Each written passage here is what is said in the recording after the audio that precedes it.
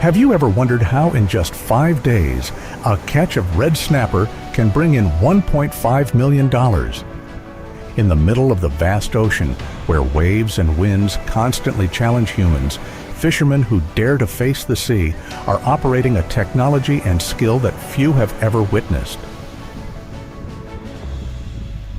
From accurately locating a school of fish, to dragging the bottom of the net, to the tense moments when the fish try to escape, every second determines the multi-million-dollar value of the catch.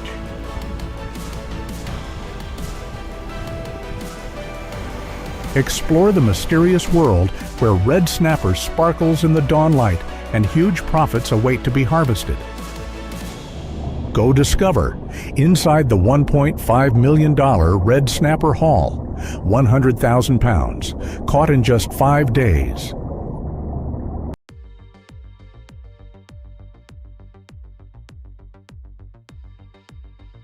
Red snapper, also known as red snapper, is the economic star of the Gulf of Mexico and Atlantic. They choose colorful coral reefs, treacherous reefs, and even old shipwrecks as their refuges, turning seemingly abandoned pieces of seabed into survival fortresses.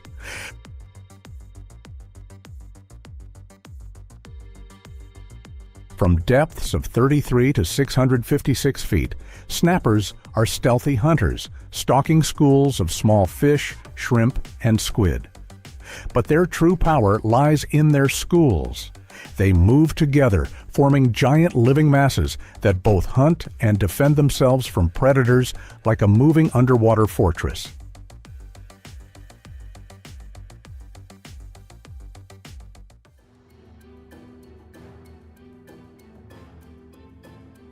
The pale pink glow of dawn spread over the vast ocean, reflecting like a giant mirror. The wind whistled through the sails, carrying the salty smell of the sea and the promise of ocean mysteries.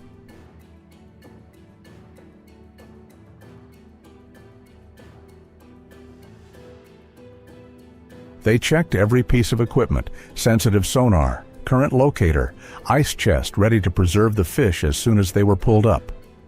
The engine roared. The boat gently left the dock, gliding across the calm water, the beginning of a challenge where time and the sea were both opponents.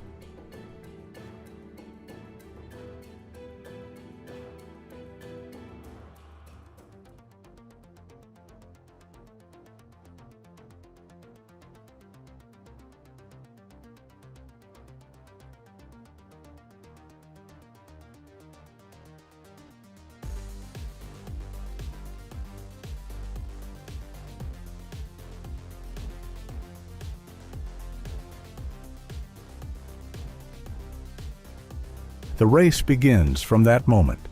Just 5 days to turn the red snapper hiding in the deep sea into millions. Time is the enemy, fuel is expensive, and the ocean always holds surprises that can turn a fisherman's plans upside down in the blink of an eye.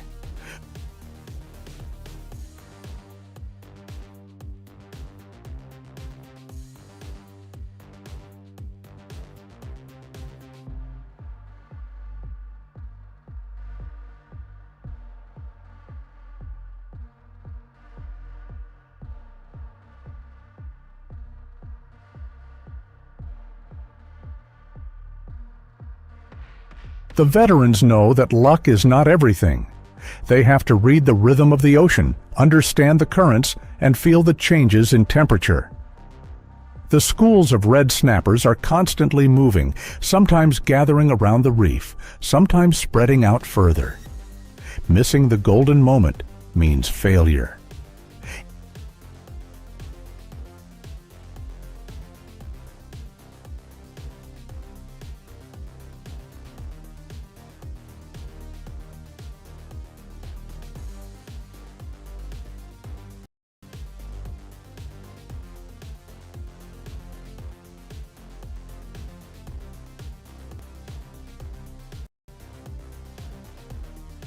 Instead of relying solely on seine nets or traps, many fishermen still stick to handline fishing.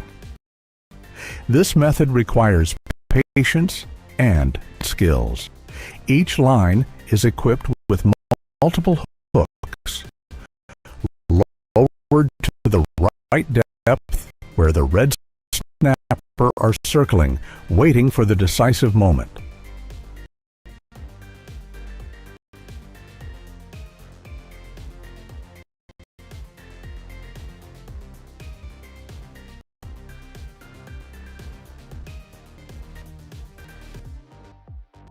The fish, the bait, fishermen each on the line. They pull the up with their own gracefully but firmly, so as not to damage the fish's flesh. Each fish is treated like a living treasure under the ocean. Hand-line fishing is slow, but brings outstanding value. The fish are brought to the boat intact, not crushed like when pulling in a net. Five-star restaurants are willing to pay double the price for this type of fish, but in return, each batch only yields a few dozen fish, and the fishermen have to work continuously under the hot sun, sweat, and sea salt.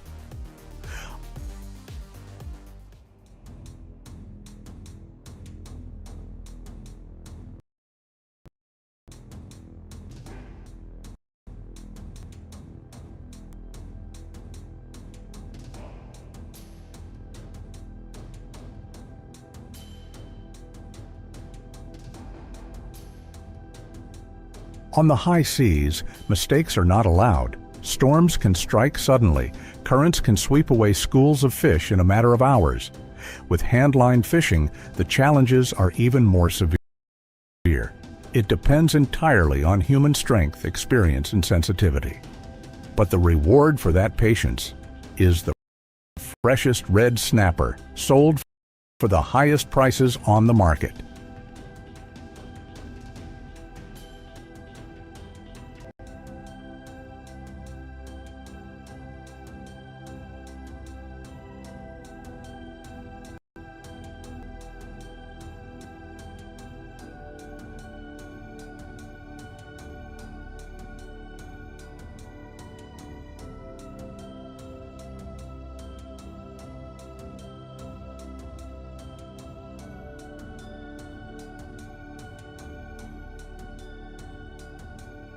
When all the work was done, the boat turned back to the mainland. On board, there was not only fish, but also the hope of a bright morning, of millions, and the quiet pride of those who dared to face the sea.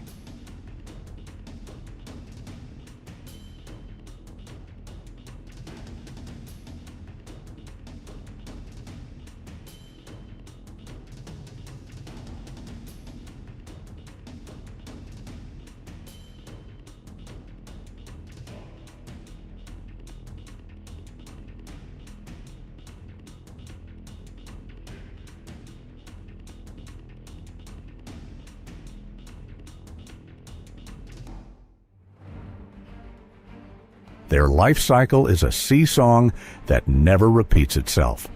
When summer comes and the seas warm, red snapper move closer to shore to spawn. When winter comes, the seas are rough and stormy, and they retreat to the deepest waters where they are safest. This migration pattern is the secret treasure map that determines whether a million-dollar hunt will be successful.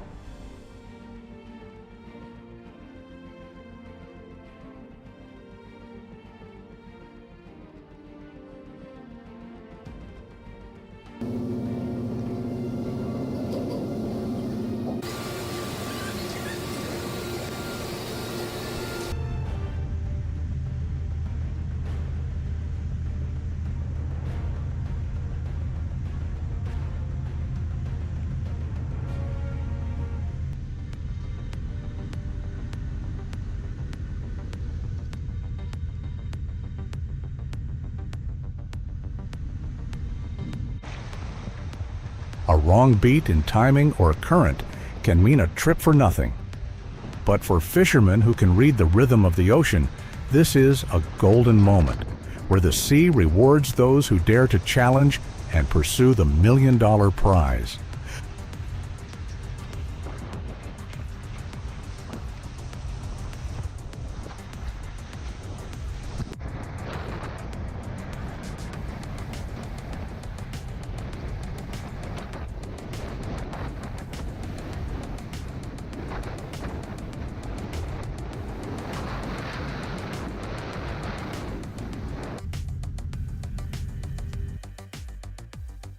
So, what makes red snapper such a treasure of the sea?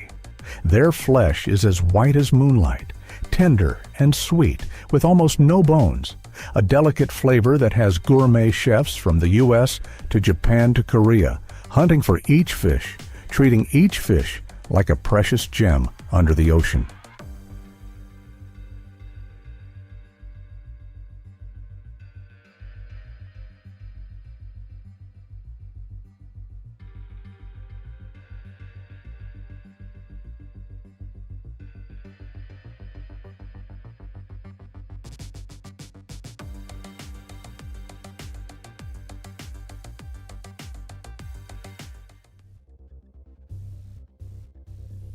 On the market, a whole red snapper costs $10 to $12 per pound. But when transformed into premium fillets, the value triples, reaching $30 per pound. Each piece of fish becomes an edible work of art, where flavor meets culinary class.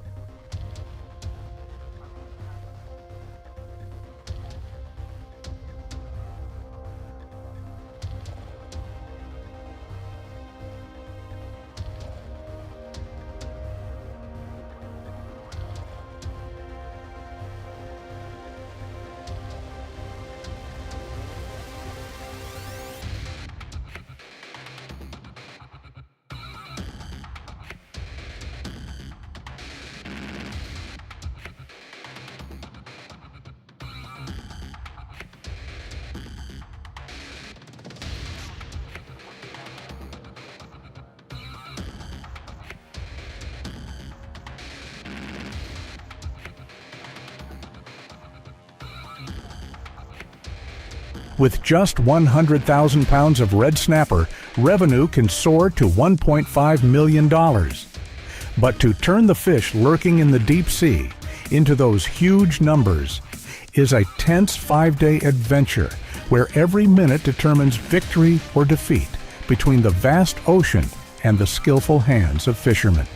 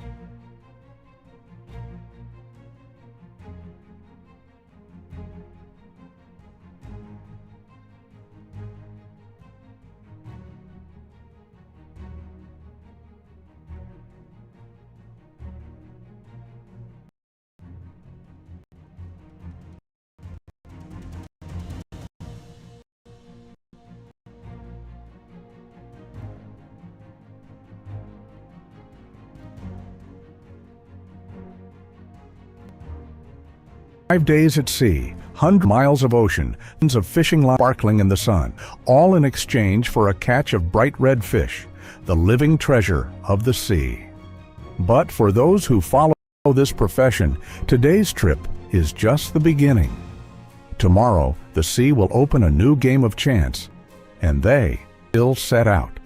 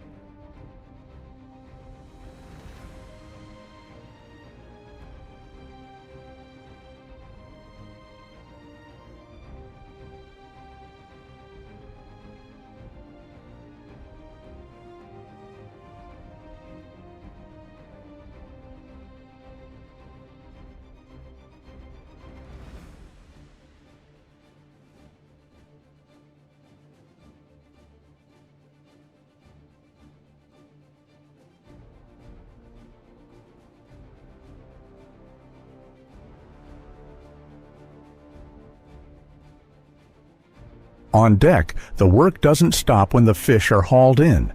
It's just beginning. Each snapper is meticulously inspected, sorted by size and freshness, every detail noted. Those that pass are kept, while those that are too small or not of the right quality are released back into the sea, a promise to the future of the fishery.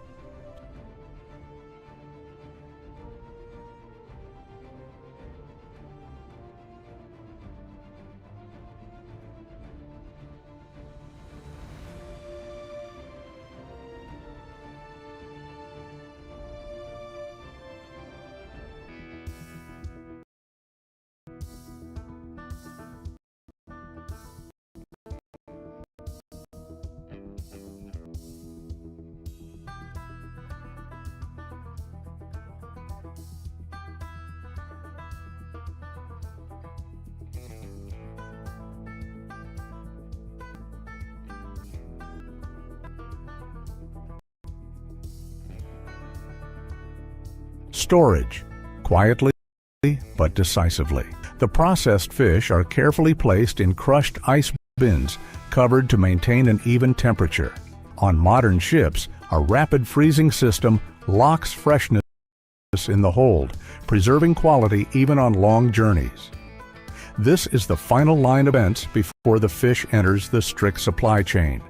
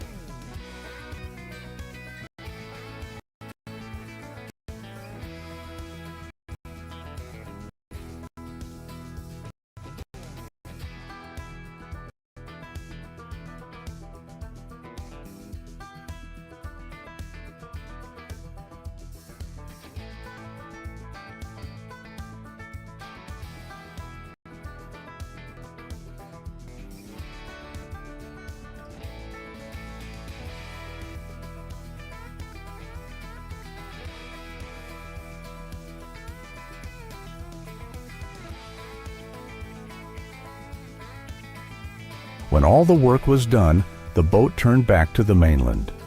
On board, there was not only fish, but also the hope of a bright morning, of millions, and the quiet pride of those who dared to face the sea.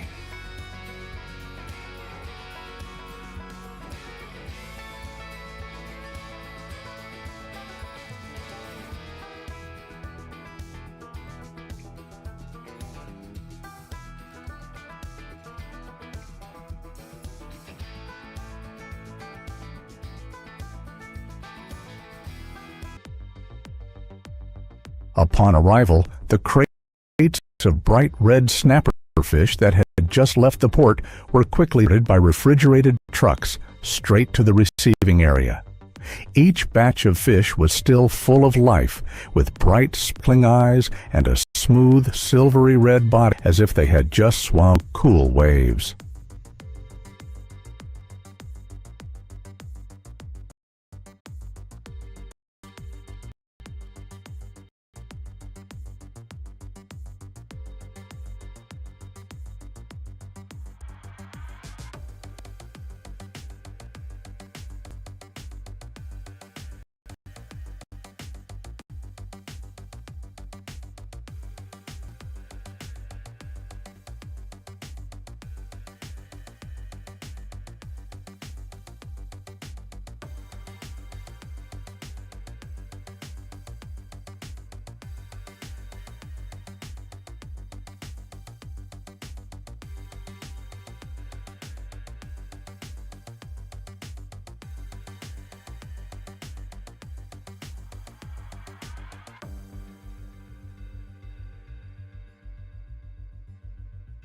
At the point of receipt, red snapper undergoes rigorous testing for freshness, core temperature, and firmness. Only the best make it to the processing line, while live snapper are processed immediately to preserve the original flavor and quality of the meat.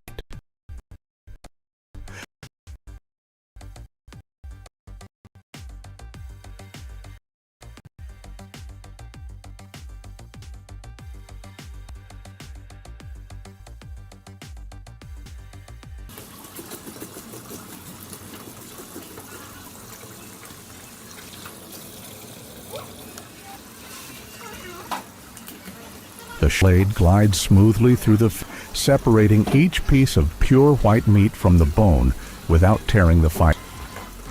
The perfect fillets are lined up neatly on the conveyor belt, each slice a work of art.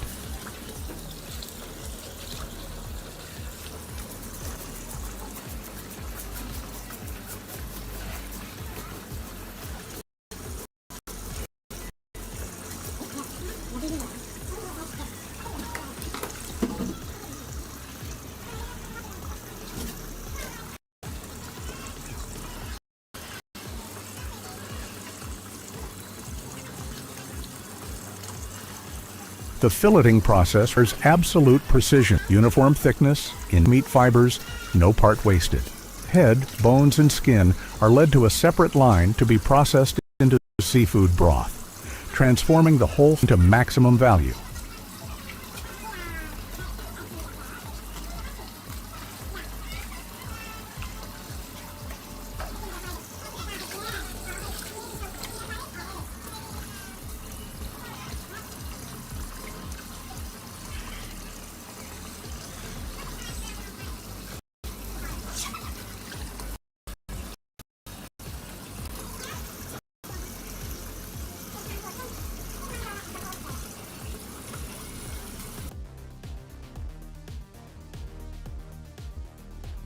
In less than an hour after leaving the ship's hold, the snapper is cleaned, filleted, and flash frozen at -40 degrees Celsius. As a result, by the time it reaches consumers anywhere in the world, its flavor and quality are almost as intact and complete as when it first left the sea.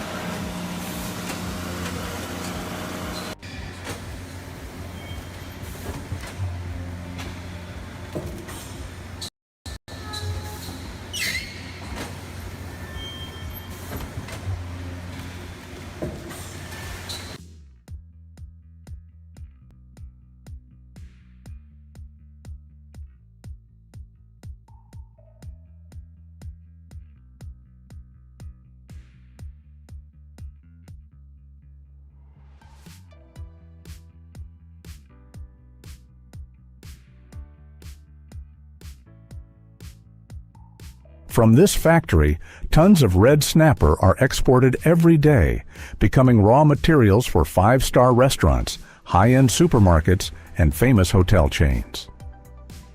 A closed journey from the ocean floor, through the hands of craftsmen, through modern technology, all to honor the most quintessential flavor of the sea.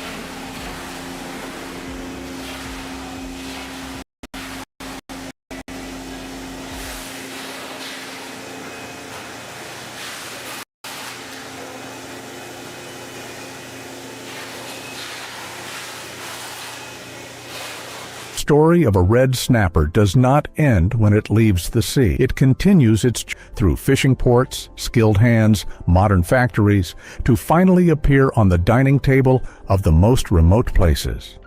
This is a living testament to the true value of the ocean and the people who have spent their lives with it.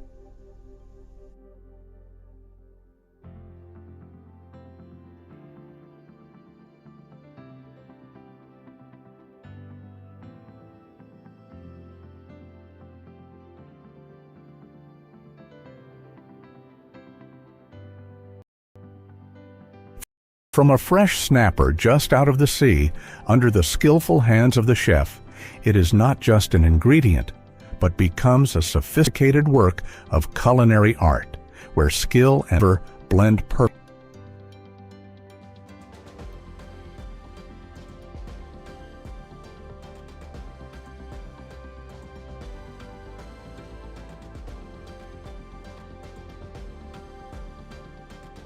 With its natural sweetness and delicate aroma, red snapper is considered a precious gem of the ocean. In Japan, it appears on the high-end sashimi or sushi table, where only the most perfect meat is selected.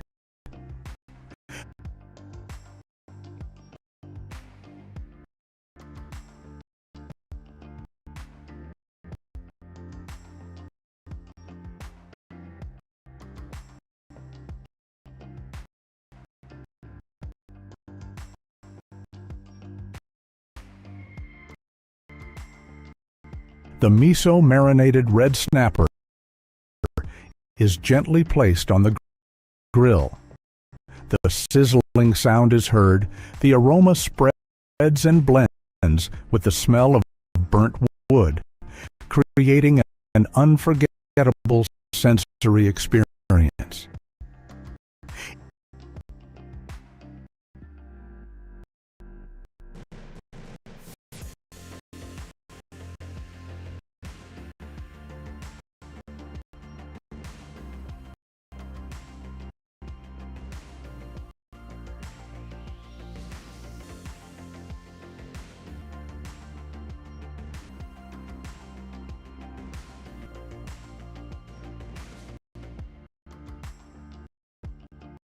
From the depths of the ocean to the dinner table, red snapper tells a tale of danger, the sweat of fishermen, and the art of culinary excellence. The ocean still holds treasures waiting for those who dare to conquer.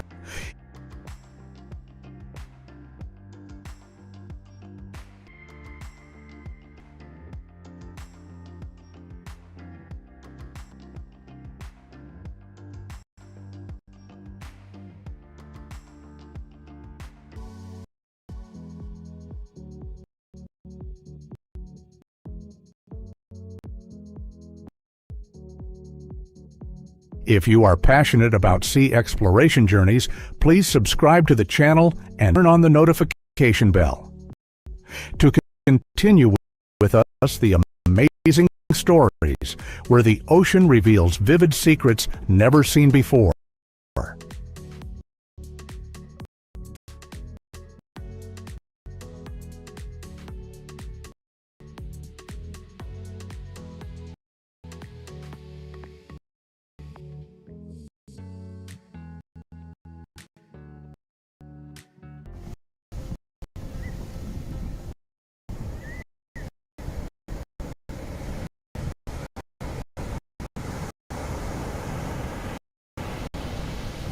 Swordfish. The unmistakable shape of the fish is its long sword-like snout, to slice through waves, pierce, and take down in a split second.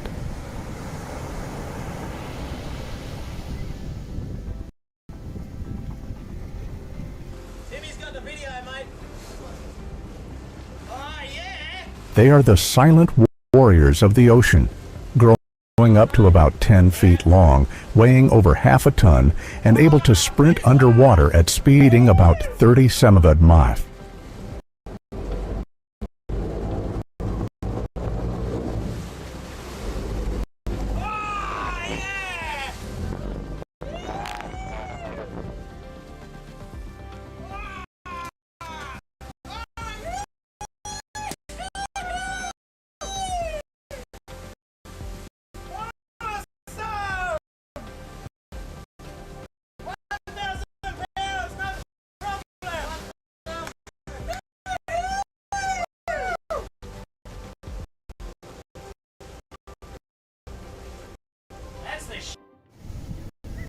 From its crescent-shaped dorsal fin to its muscular body, swordfish are not only a symbol of strength, they are also one of the most valuable seafood species on the international market. Prices range from $15 to $30 for 2.2 pounds. A single adult fish, if its export standards, can be worth thousands of dollars.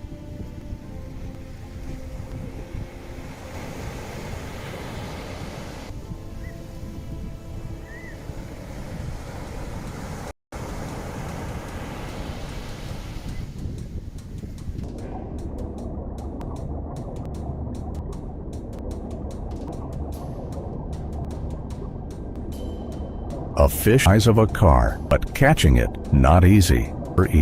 Because before it reaches your dinner, it is harder. You are the one to survive the waves' strongs and the nameless uncertainties of the sea.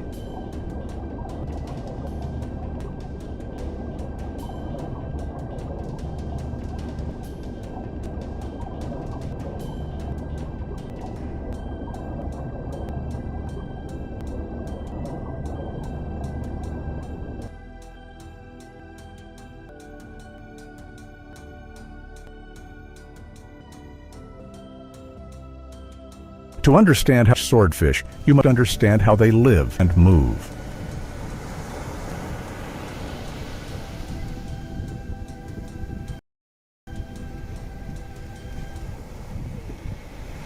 Catching swordfish is not just a matter of luck or human strength. It is a game of biology, data, and tools designed specifically for that can move at kilometer H in water hundreds of meters deep.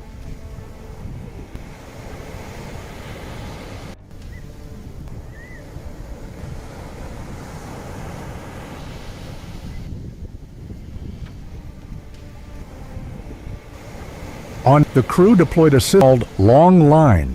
A long line made of high nylon rope to 80 kilometers long is attached with hundreds of specialized hooks.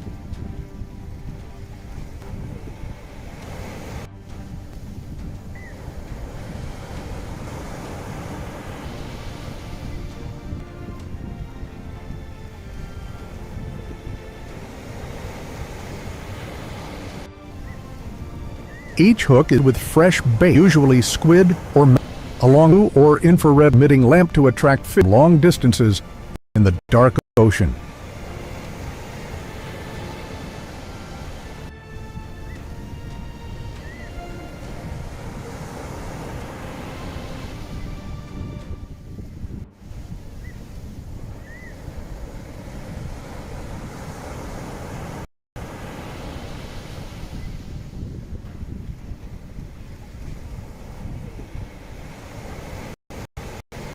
Along the fishing line, the GPS buoy and marker light are released in sections, making it easy for the crew to pinpoint the exact fishing spot, even if the line is washed away by waves.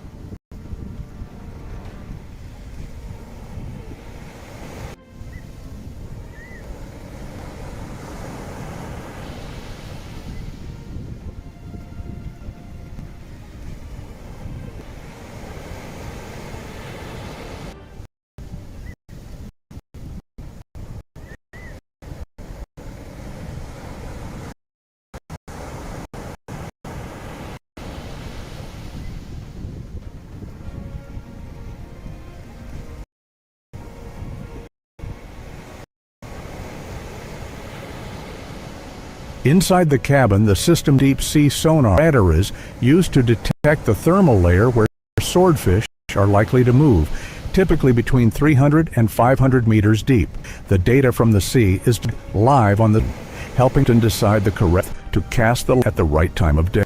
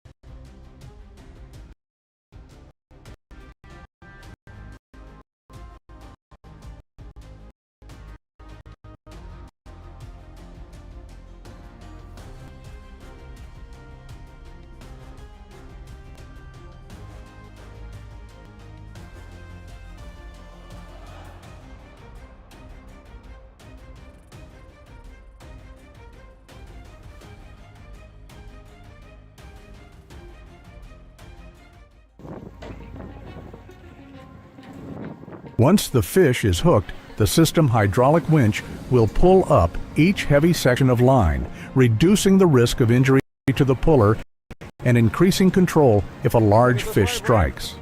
A swordfish can pull out the hook, cut the line, or knock the rig off without the aid of this technology.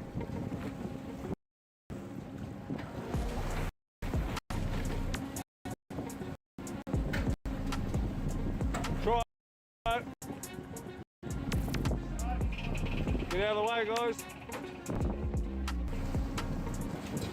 Out of the way, Jacob. Sorry about the bloody tangle. Money on board first, bro. Yeah, boy.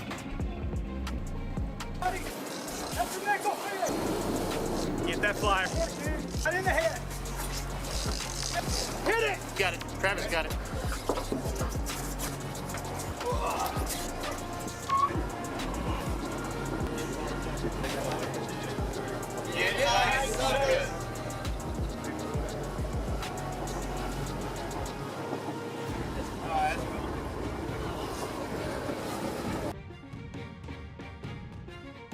This is no longer traditional fishing. It is a combination of oceanographic knowledge, industrial sensors, and marine experience, all with a single goal in mind: to get that precious fish safely on board before the ocean takes its share.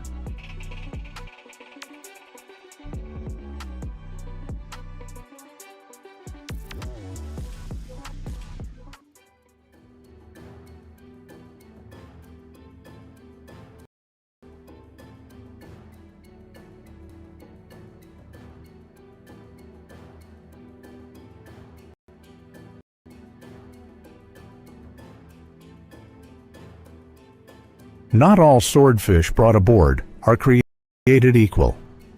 World of premium seafood, value is not just in size, but in every fin, every muscle fiber, and every hour after the fish is hooked.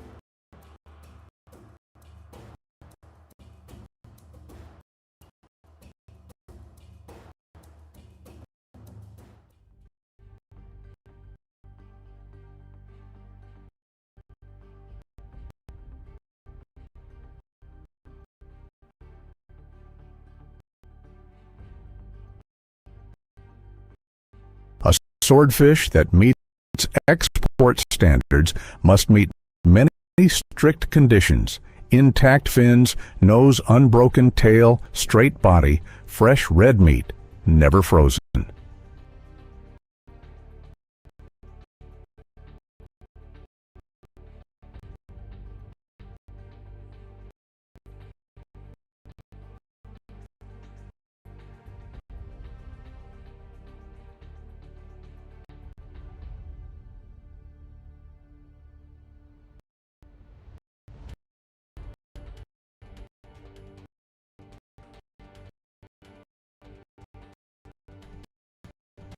If the fish dies before boarding, the ship loses too much blood, or the body is crushed due to being dragged for too long, the value can be halved or even impossible to export. Yeah. Oh, big one! Woo!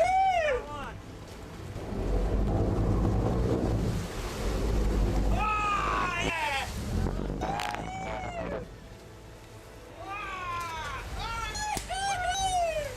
Awesome! 1,000, no problem! Woo-hoo! In this profession, every minute is money. Each fish, even when on board, still fall off the price list. Small mistake in handling. It is a thin line between a profitable catch and a lost trip. As soon as the fish is hauled aboard, the race begins, no longer against but against.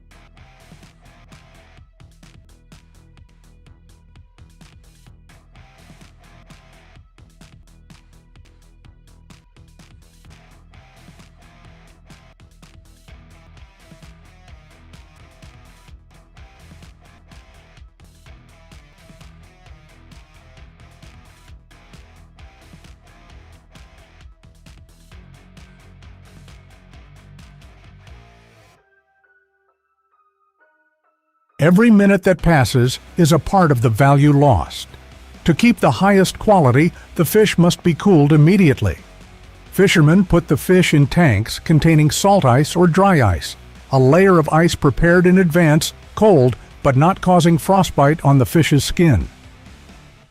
The fish body is wrapped in a specialized plastic bag, helping to keep the moisture and prevent the meat from being directly exposed to dry air and bacteria from the outside environment.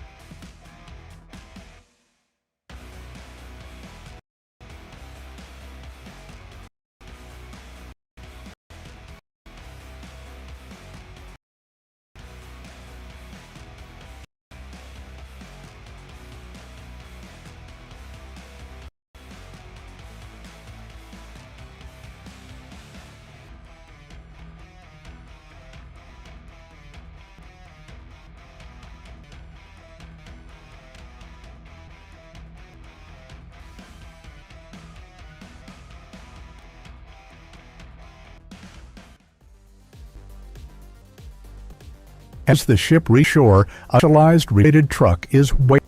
The time 12 from the time the fish the sea until at the processing plant. After that point, meat begins to the color fade and the value plummet.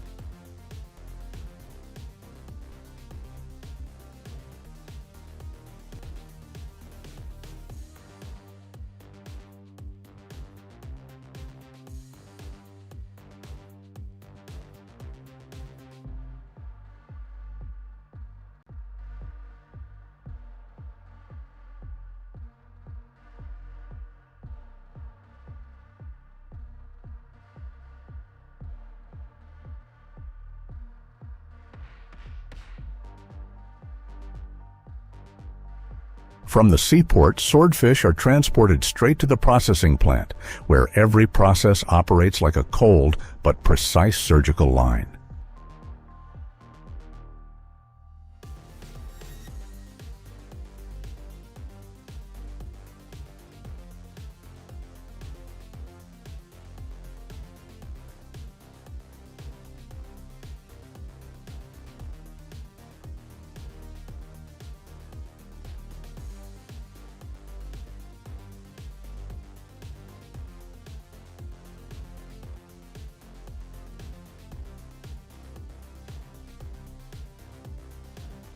Here, each fish is nosed, weighed, and visually inspected before being filleted, all done by hand by workers who are familiar with every fiber and vein of this fish.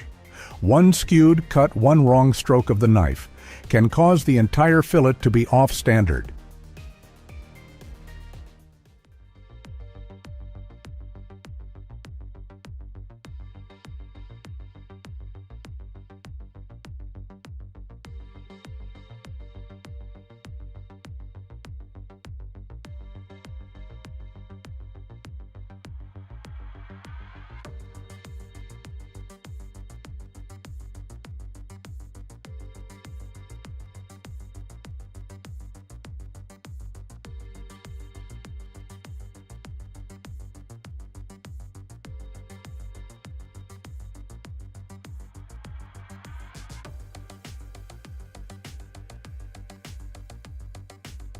The meat samples are then tested for microbiology heavy metal analysis and antibiotic residues.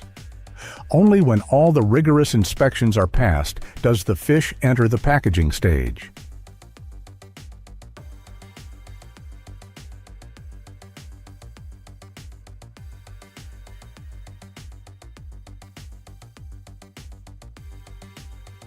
Vacuum and quick freezing lines keep the fish meat intact, avoiding ice breakage and discoloration. Each final product is tagged with a traceability QR code indicating exactly where this fish was caught on what day from which vessel.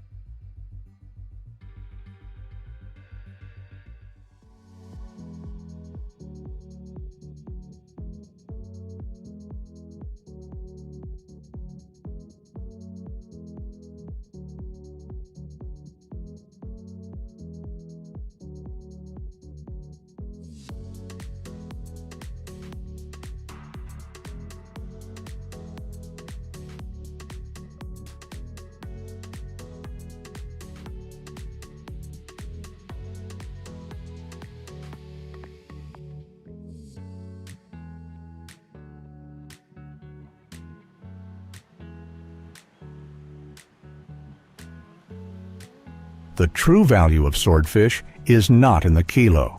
It is in the survival rate through such rigorous standards. Each tray of finished filos is not just food. It is evidence of the meticulousness, rigor, and risk that goes into the fishery.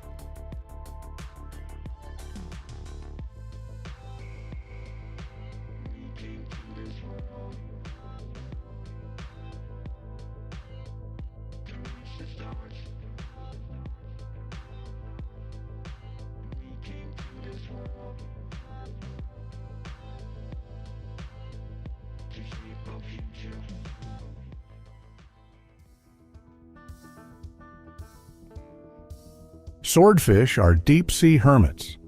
During the day, they dive to depths of up to 500 meters where light barely penetrates. They make vertical migrations every day to hunt for food in warmer waters, rich in plankton and small fish.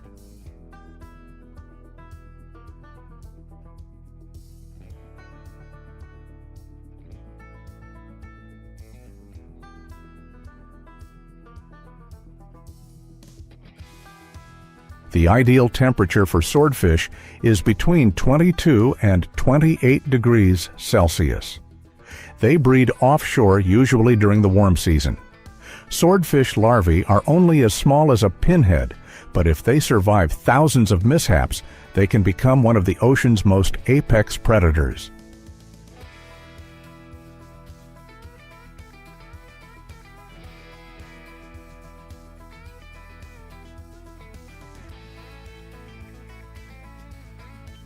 For fishermen, understanding this cycle is vital. If you drop the hook too early or too late, you will never see the sword's shadow through the water.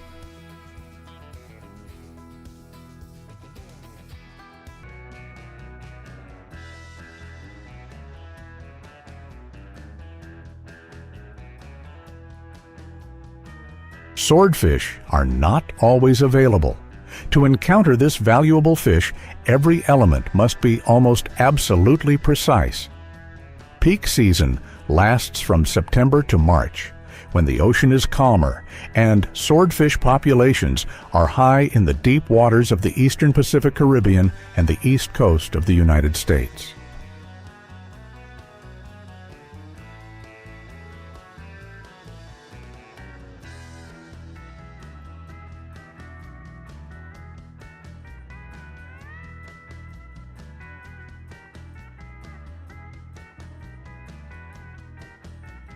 However, these fishing grounds are not easily accessible.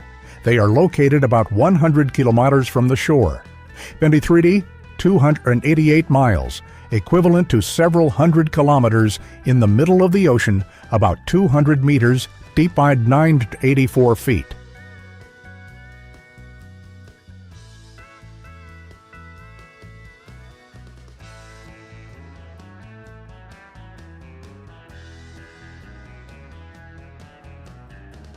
There, the weather can change direction in just a few minutes. The current can turn the boat, and if you don't handle it in time, before you can pull the fish up, you have to think about the way back.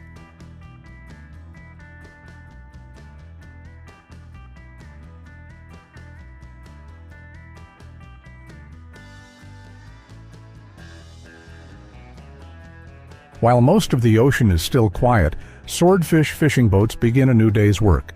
Not by sheer human power, but by a combination of technique, instinct, and timing.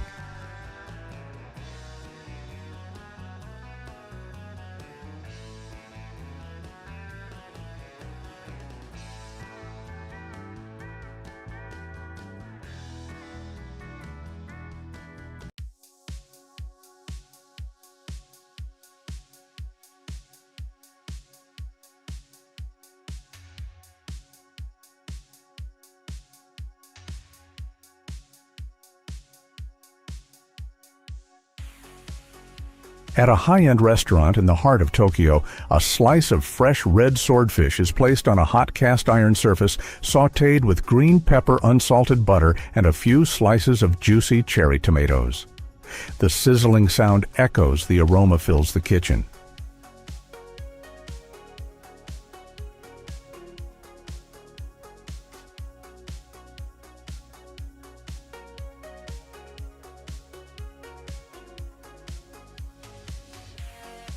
That could be a plate of exquisite sashimi, a thick steak in wine sauce, or simply salt-grilled swordfish.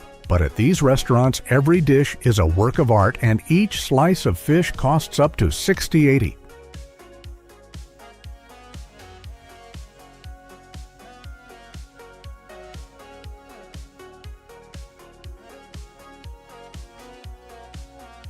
The food may be delicious, but behind it is sweat, a million-dollar gamble, and a sleepless ocean.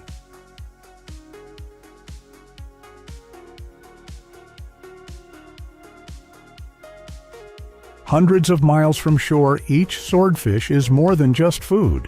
It is the result of engineering human effort and sleepless nights in the storm. A small mistake can make the whole trip a failure. But fishermen still go to sea, because it is their job, their passion, their way of living with the sea.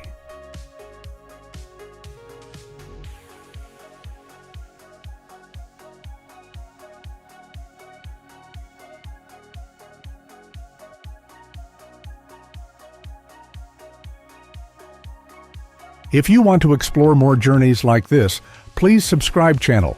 We will also take you to many places no one tells you about in the middle of the ocean.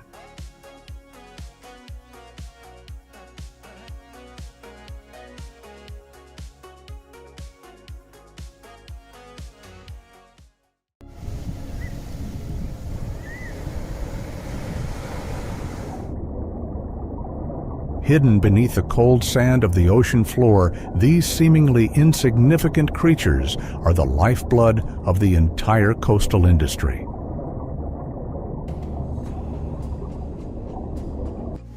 We are talking about deep-sea scallops, the mollusks that make thousands of people go out to sea every season to fight for every kilogram of weight, every minute of life.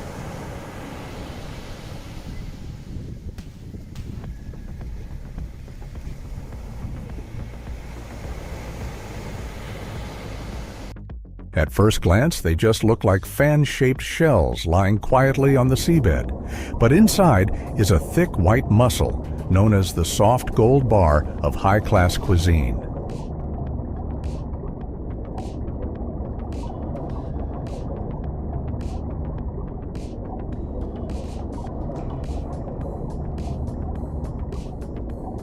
These clams cannot be farmed commercially. They only appear at the right time in the right water under the right seabed conditions and disappear if overfished. Therefore, each fishing season is a gamble, and there is no second chance.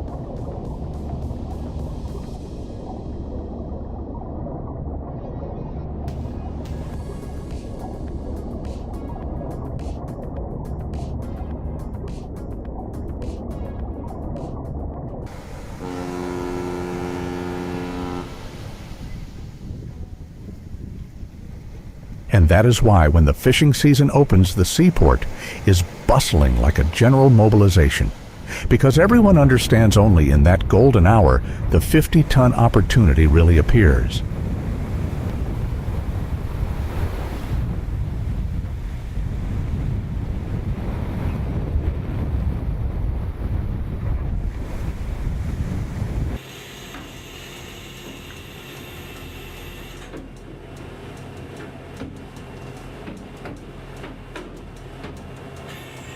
Knowing where to find clams is only half the battle. The other more difficult part is timing. Each year, the U.S. government opens certain areas of the ocean, like George Bank or the Mid-Atlantic Bight, to fishing for just a few short weeks, dividing them into GPS-based blocks and allowing fishing only in areas that meet certain densities and sizes. Each boat is given a strict quota, so every hour of fishing must be carefully calculated.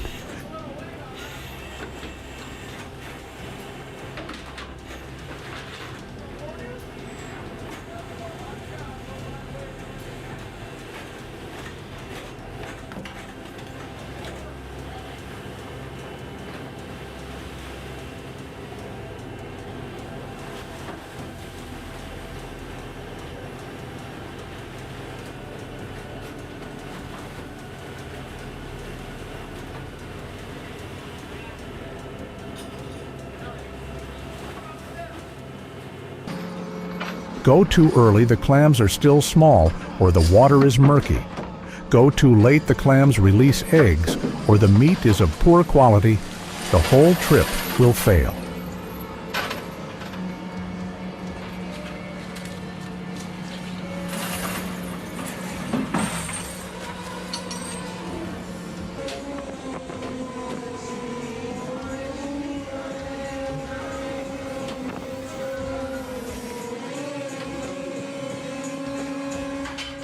Therefore, experienced captains must read the currents, the seabed, the temperature, and even the lunar calendar to choose the right golden moment when the sea opens.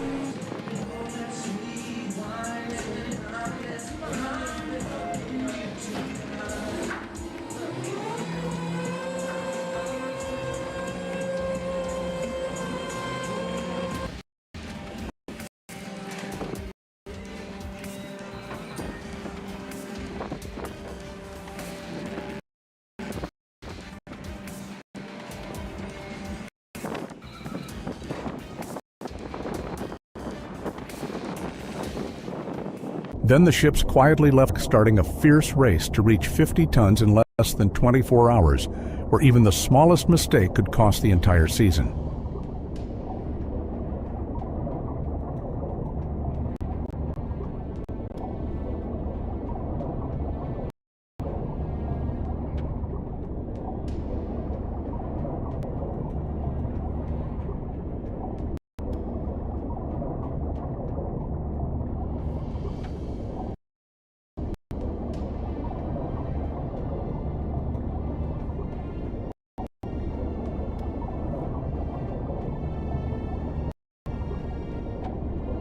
When the fishing season officially opens, the boats leave the harbor in the cold night. The yellow lights flicker across the water, reflecting on the waves like a silent warning. The race is on, and there is no room for error. On deck, there was no laughter, just the roar of the engines, each bit a reminder that today's target was 50 tons of scallops, or nothing at all.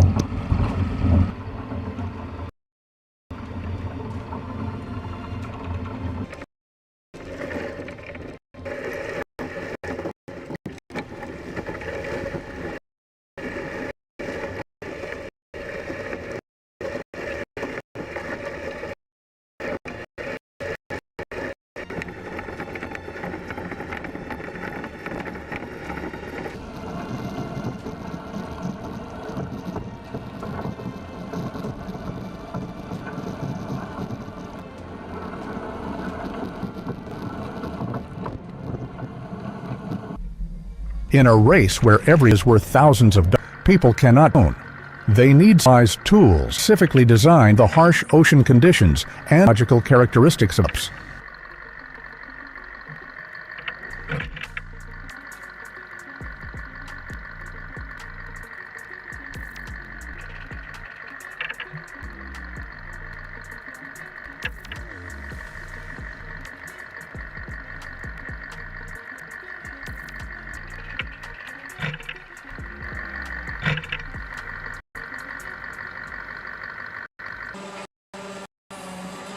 The center of all activity is dredge, a heavy metal device resembling a giant basket pulled close to the seabed by steel cables.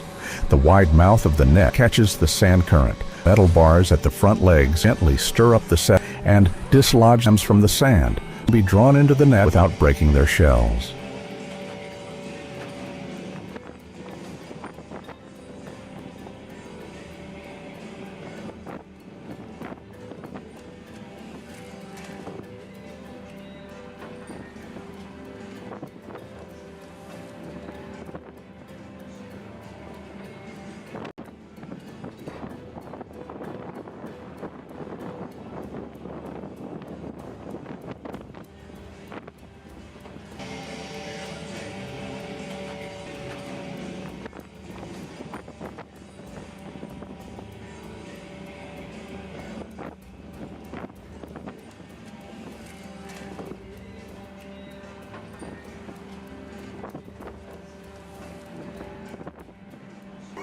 Only 2-3 nets are allowed on each boat depending on regional regulations.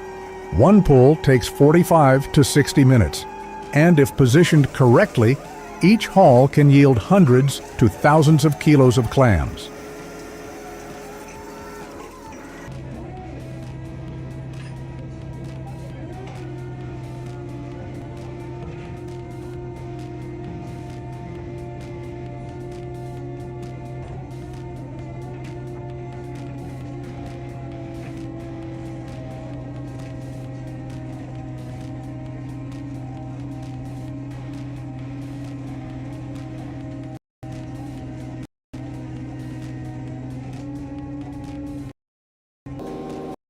But being in the right place is never luck.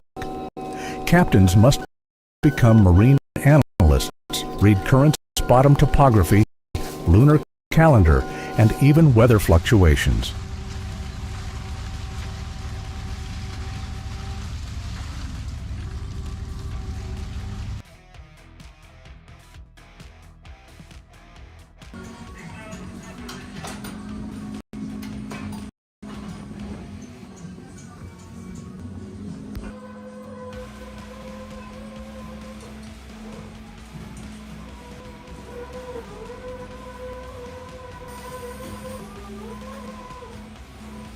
System high-precision GPS sonar scanning the seabed and the temperature salinity flow sensors become electronic eyes.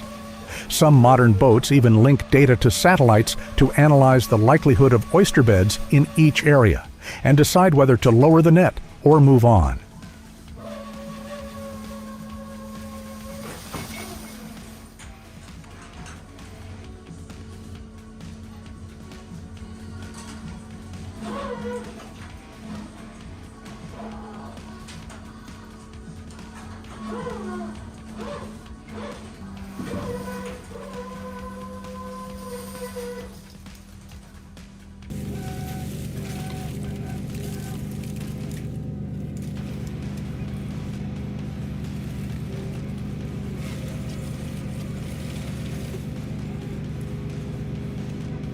Only when the conditions are right, the right coordinates, the right time, the right current, is the net dropped. Then there is no more hesitation. Everything works immediately.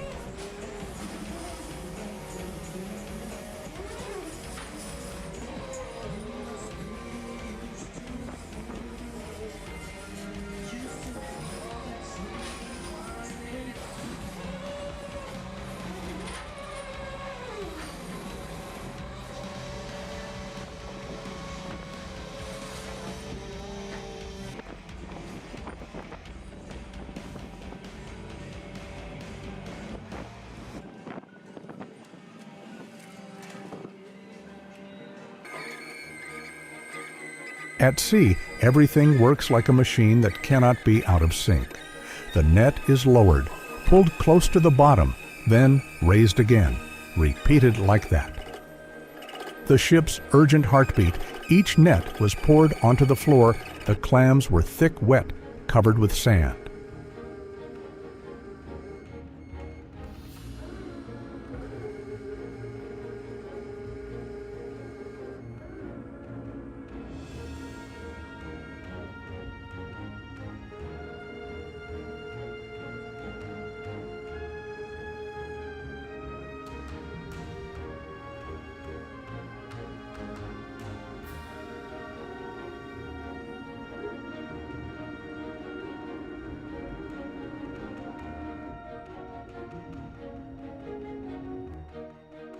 The sailors immediately sorted the fish by hand, picking up the qualified ones, discarding the small ones.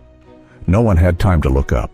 The sea wind stung their faces, the waves crashed, but their hands kept working tirelessly.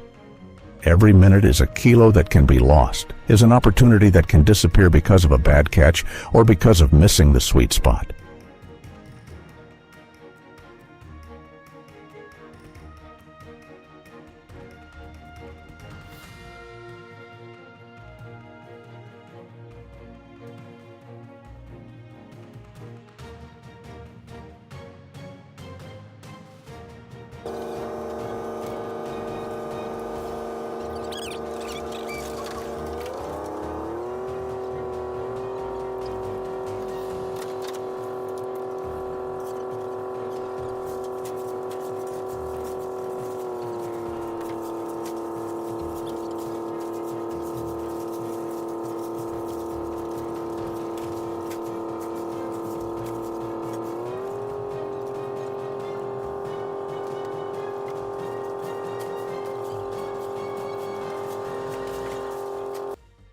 Not every oyster pulled up is worth anything. Right on the deck, sailors have to sort each one by eye and hand. Clams that are too small, have cracked shells, or have bruised muscles will be discarded immediately.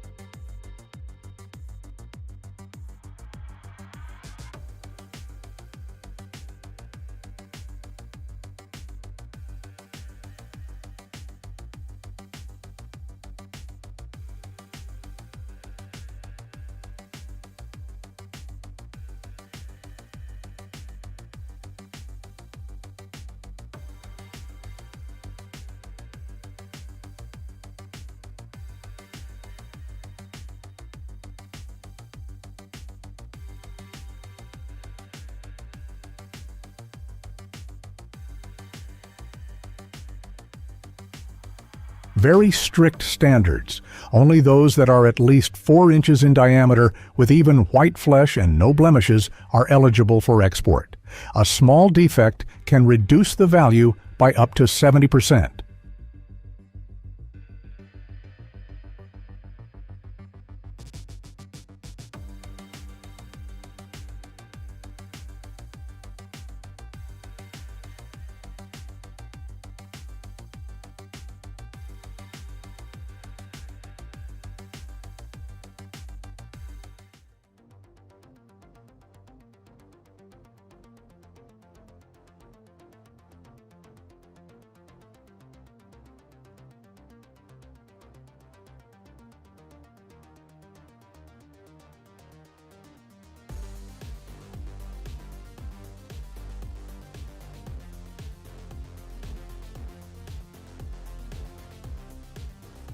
Deep-sea scallops do not swim in schools or migrate hundreds of kilometers like salmon or tuna.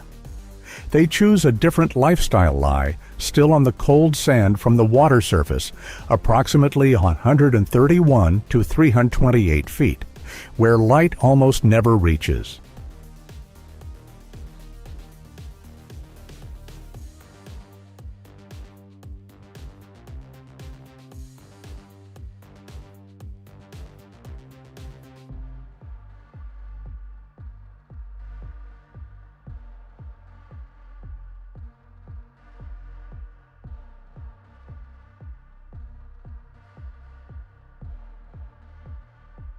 What makes scallops special to fishermen is they don't move much.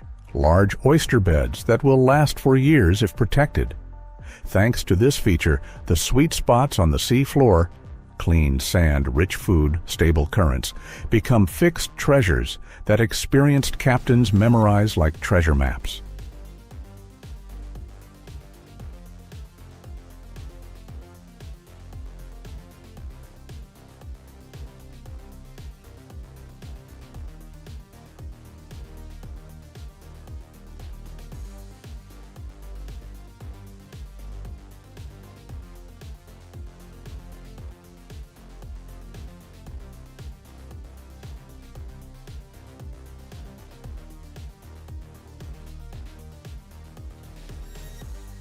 Immediately after selection, the clams are put into the cooling system.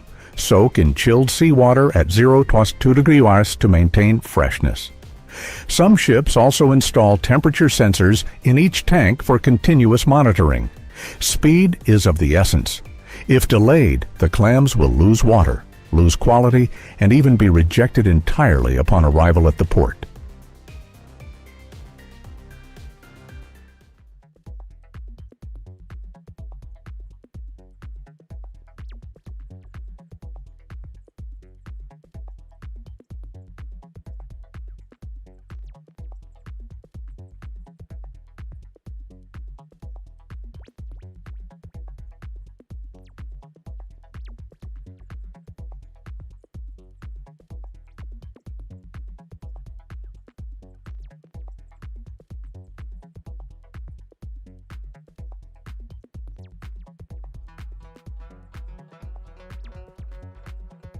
When the ship arrives at the port, each crate is assigned a tracking code and transferred directly to the refrigerated container. The cold chain must not be broken because that is the boundary between high-end goods and waste. And it is this cold process maintained from the deep sea to the factory that helps scallops retain their value before entering the final inspection stage.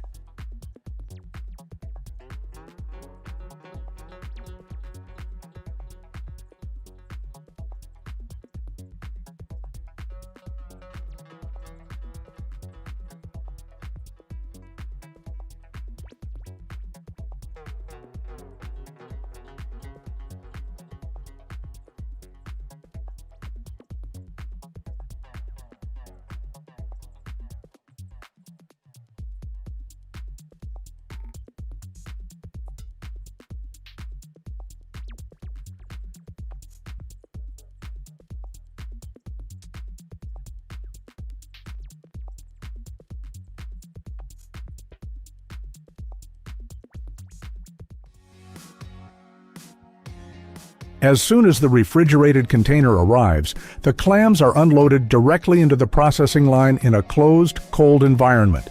Each crate is tagged with a traceability code, clearly stating the vessel name, fishing coordinates, time of netting, and storage conditions. Meanwhile, factory staff must wear full body protective gear, go through a disinfection chamber, and strictly adhere to food safety standards.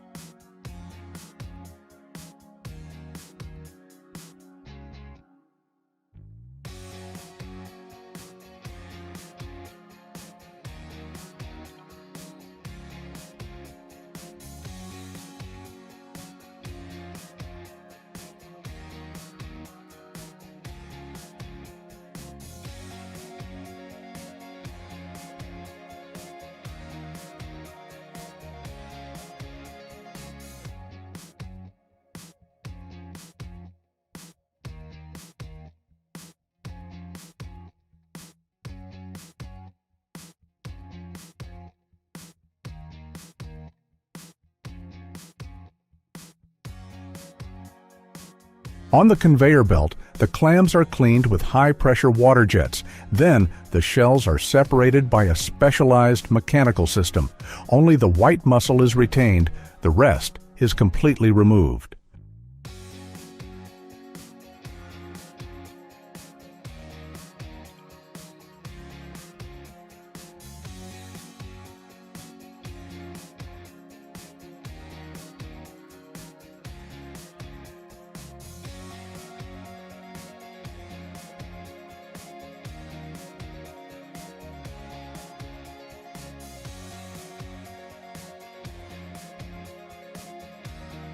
Modern scanners will automatically classify according to size, color, and uniformity. Any parts of the meat that show signs of being crushed or have strange colors will be immediately and mercilessly discarded.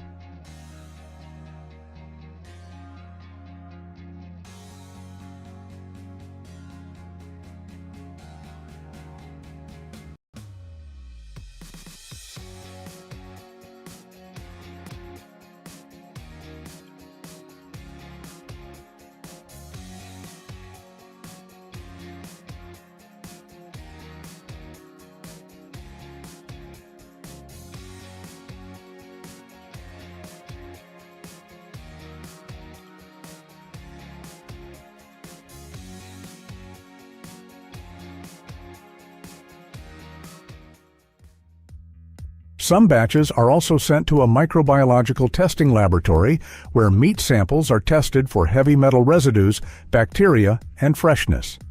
Every step in the process is recorded, ensuring consistent quality and absolute traceability.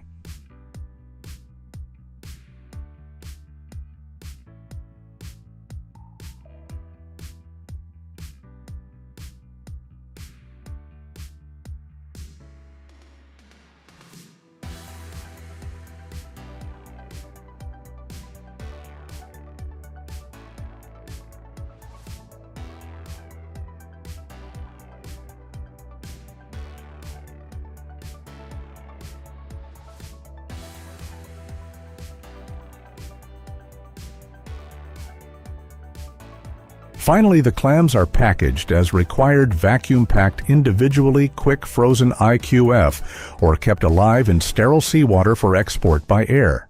Labels indicate the date of processing, the area of harvest, and the expiry date, all ready for the final journey.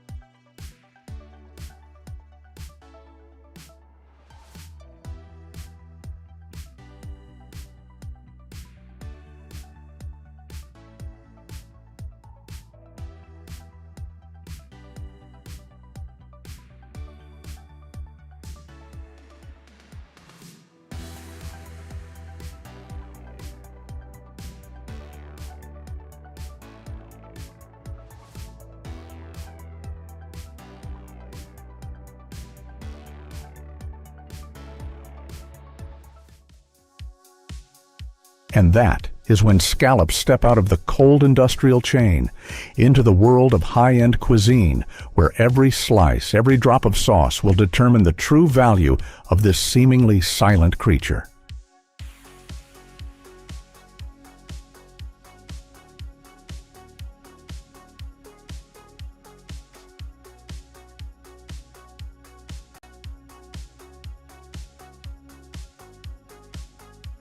In high-end restaurants, scallops are more than just an ingredient. They are a symbol of purity and cutting-edge technique.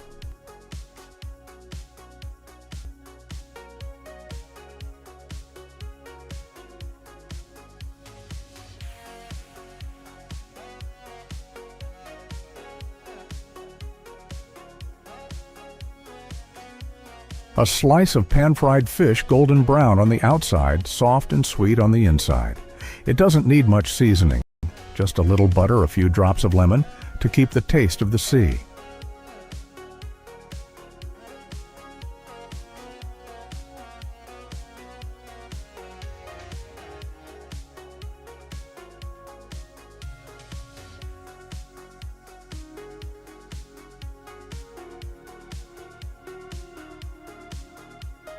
A meal of just a few bites can reach the threshold of $100, not only because it is delicious, but because behind it is a whole chain of strict labor, from fishing preservation to strict inspection.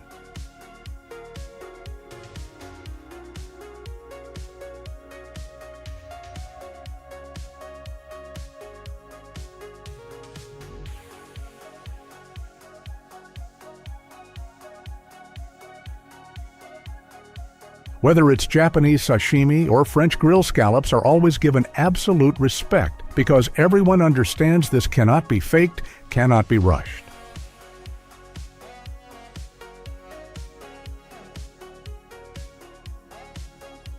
And when diners enjoy it, they do not know that each piece of clam is the crystallization of the ocean and the lives of people who depend on the sea.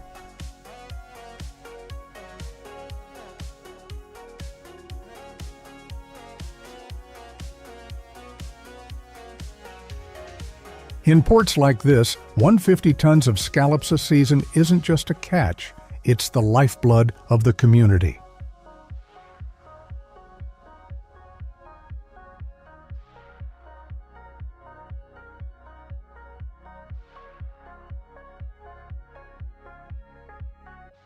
If you love the real stories behind each dish, then subscribe channel.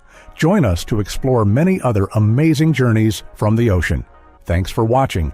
See you in the next episode.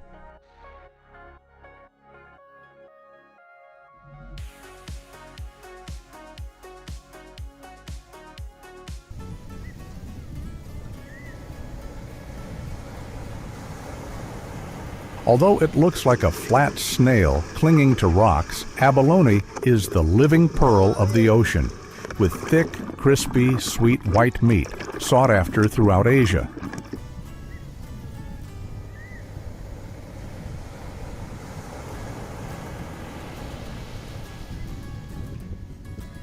They grow slowly, taking 3 to 5 years to harvest, and only live in clean, cold waters, like southern Australia, which is known as the capital of abalone.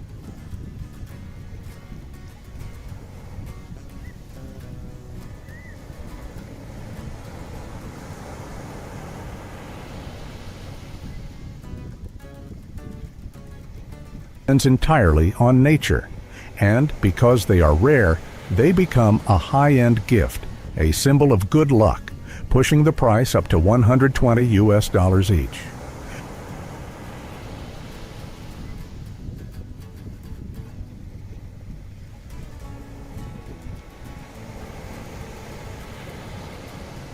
But the real value lies not just in taste, but also in human effort and greed.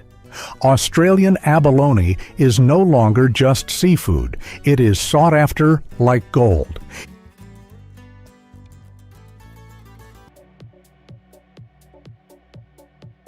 If you've ever wondered why an abalone can cost up to $120, the answer can be summed up in 3 words: slow, rare, clean.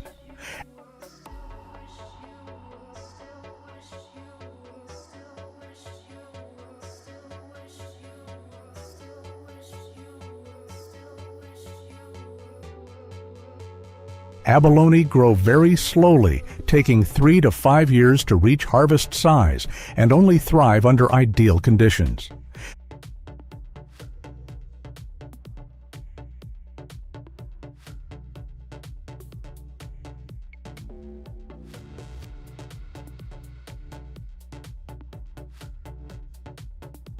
They are extremely rare, especially wild abalone, while global demand, especially from Asia, is increasing. And the final deciding factor, the environment. They only thrive in cold, almost perfectly clean waters, like Tasmania and South Australia.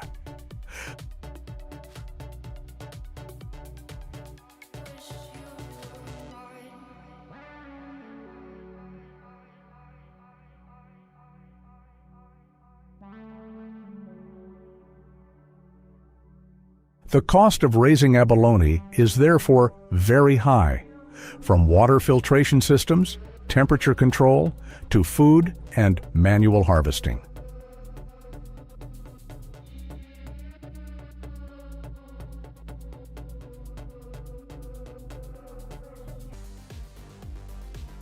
Transport is also risky. If the abalone dies on the way, all its value is lost.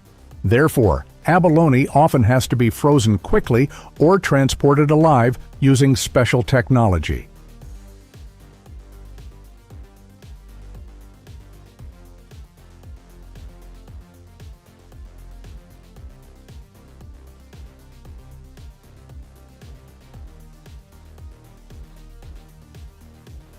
The high price is inevitable because the buyer is paying for time, effort, and a rare, clean environment. And it is this huge profit that makes abalone become sea gold, hunted not only by legal fishermen, but also by professional smuggling rings.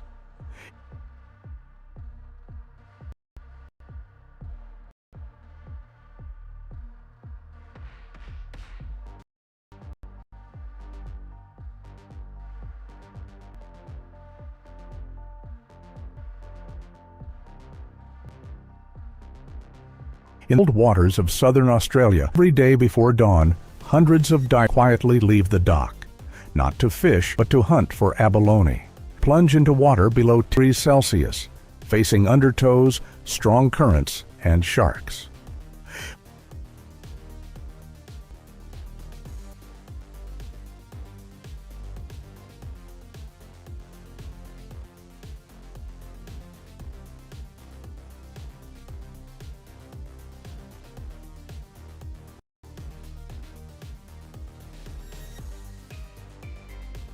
Without the aid of machinery, abalone harvesting must be done entirely by hand.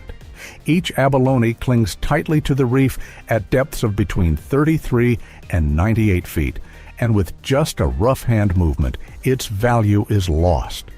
One abalone can sell for more than $100, but the price to pay can be life itself.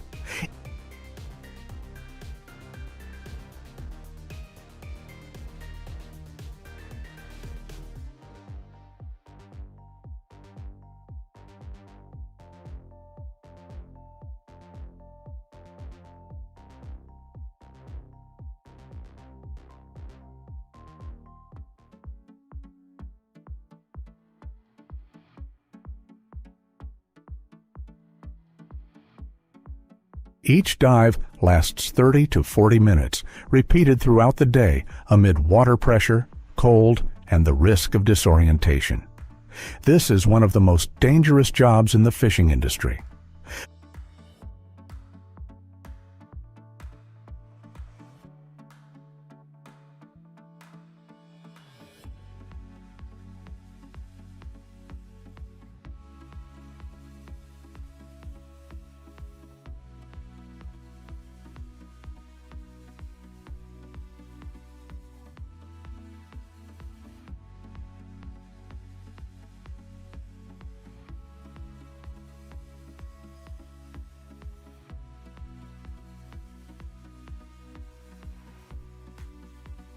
But the threat doesn't just come from nature.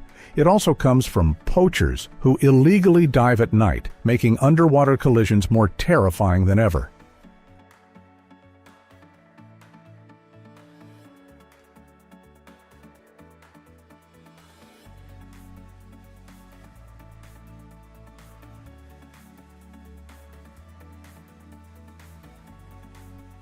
Despite the dangers, many divers still stick with the profession because of its huge economic value and the pride in protecting their homeland's resources.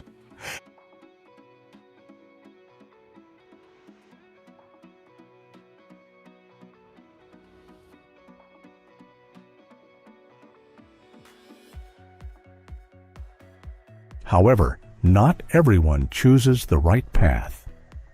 When the profits are too great, the dark side begins to emerge, and the underground war officially begins.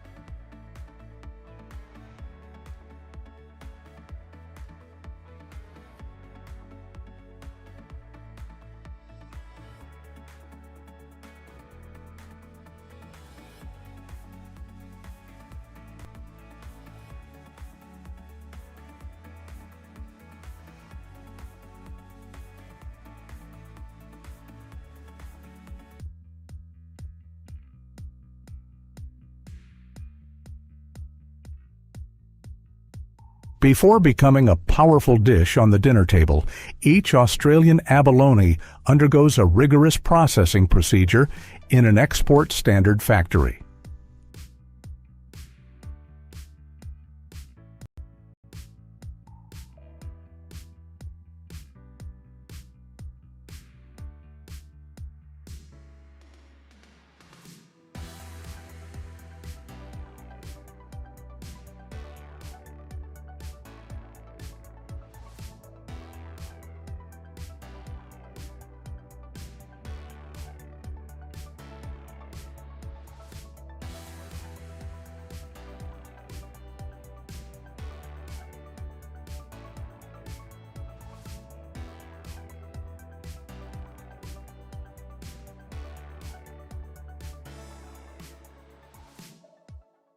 Immediately after being caught, abalone are refrigerated and transported to the factory within hours to maintain maximum freshness. Here they are hand-cleaned, shelled, gutted, and thoroughly washed with treated seawater. Absolutely no chemicals are used.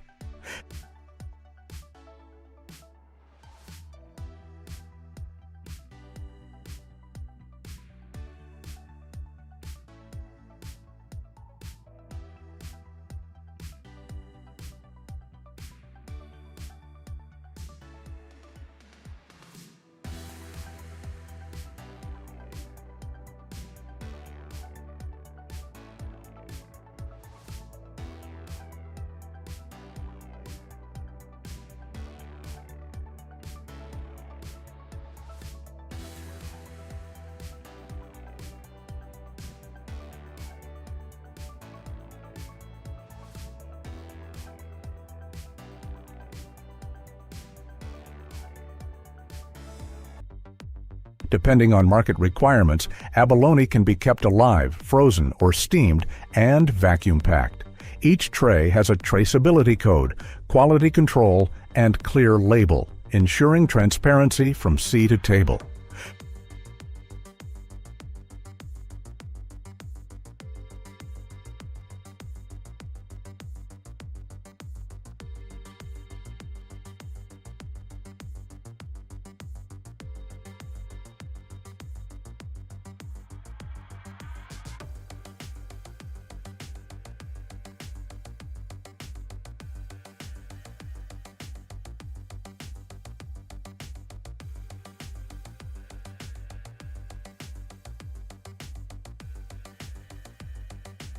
For high-end orders, abalone is also graded by size and shell color, because in the luxury segment, aesthetics are as important as taste.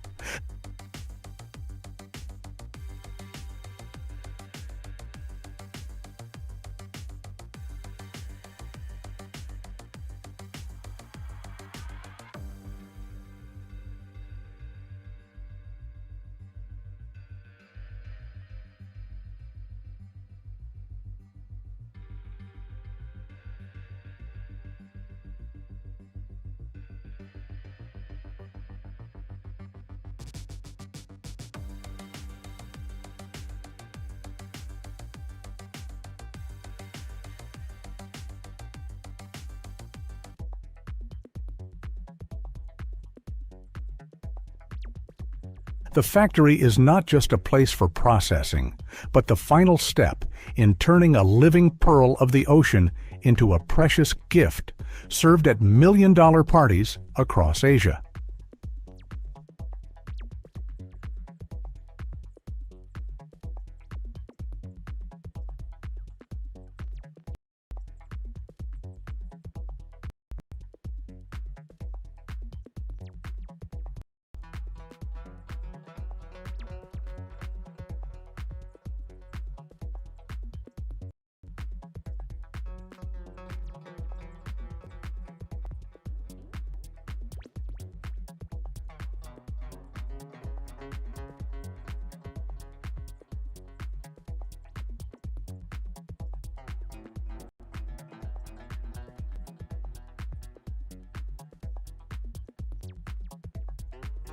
In many Asian countries, abalone is a luxury gift at weddings, housewarmings, or longevity celebrations, a symbol of luck, prosperity, and status.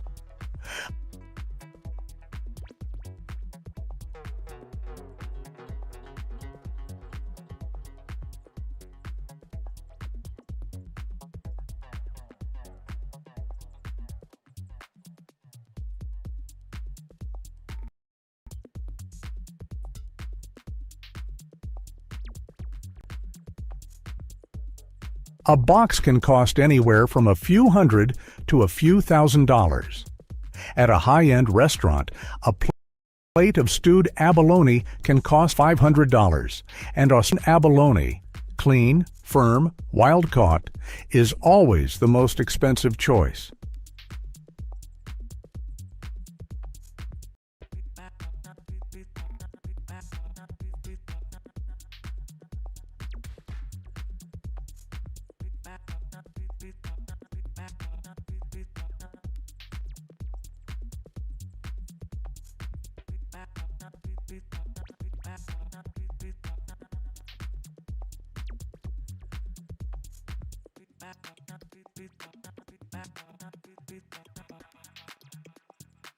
Customers don't ask the price, they just ask if it's Australian abalone, said Mr. Wang, a restaurant owner in Shanghai.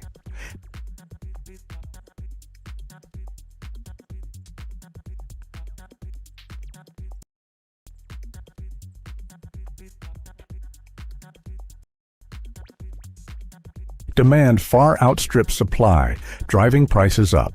And when waiting or complying with the law no longer appeals, smugglers spring into action, turning abalone into white gold traded quietly across Asia.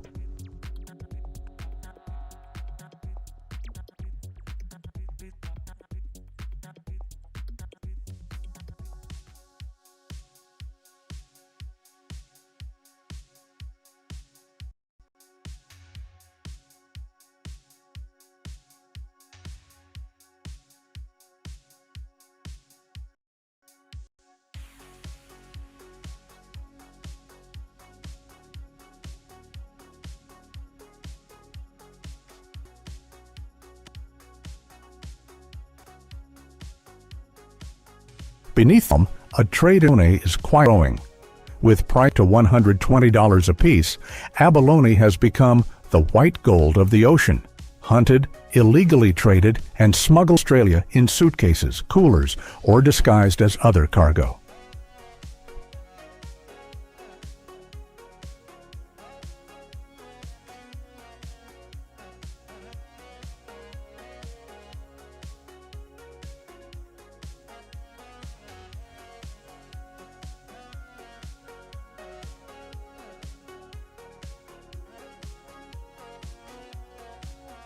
Every year, tons of abalone are smuggled overseas by organized gangs, from Australia to China, Hong Kong to Europe. They not only evade taxes and launder money, but also pose many other risks.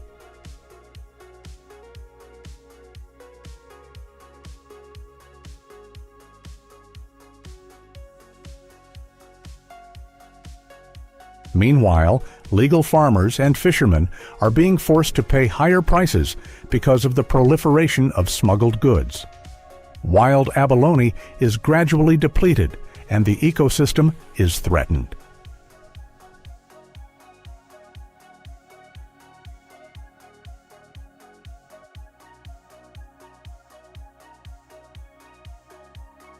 In the face of this threat, Australia is taking action. In Tasmania, high-tech farms constantly monitor abalone, from salinity to algae levels to their life journey, all QR-coded for traceability.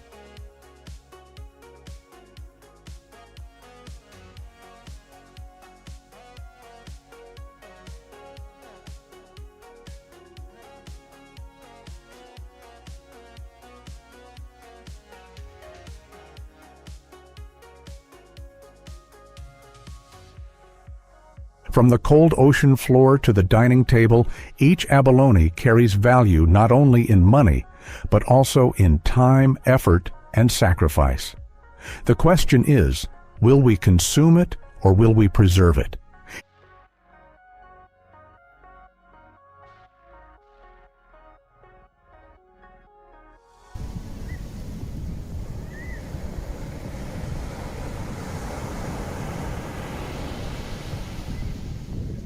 In the waters south of the Okinawa Islands, flying fish begin to appear in early summer, when the water temperature hits 22 degrees Celsius and the Kuroshio current changes direction.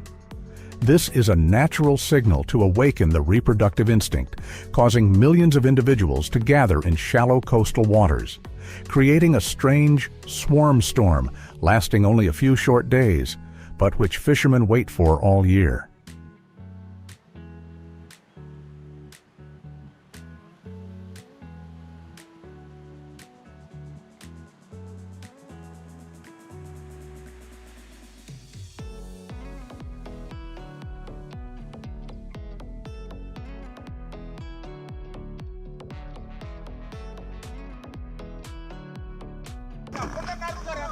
However, this time is also a risky time because it coincides with the monsoon season and sudden big waves. Just a change in wind direction or a low-pressure area will ruin the entire fishing plan. Each boat must therefore be ready, just a few hours to prepare, and must set sail as soon as the opportunity arises, before the school of fish disappears into the deep.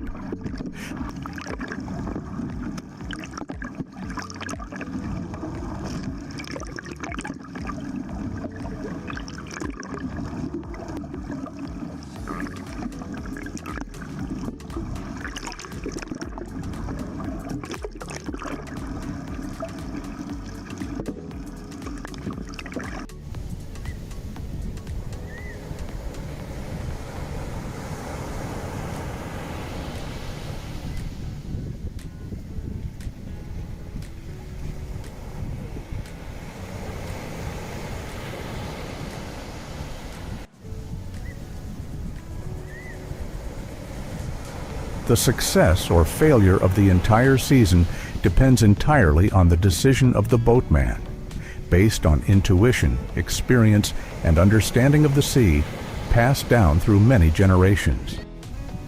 If the wrong place is chosen to cast the net, all efforts will be in vain.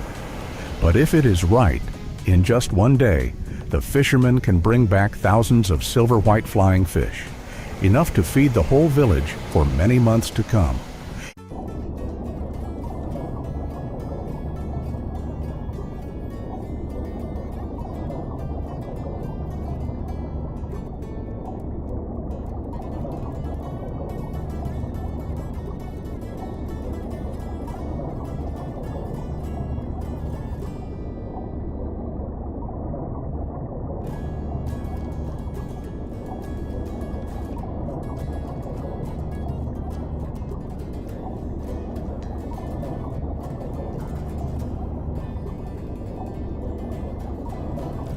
In the harsh sunlight offshore, when the school of flying fish has appeared, the real race begins.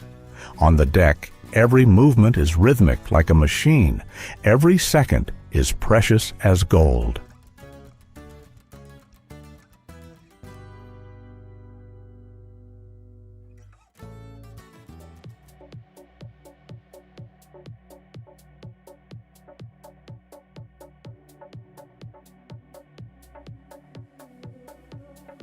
The fishermen coordinate closely. Some set up the net more than 4 meters high. Some wind the reel. Some keep the boat steady. This is not ordinary fishing, but a flying battlefield, for fish leap out of the water speed of nearly 6 kilometers per hour.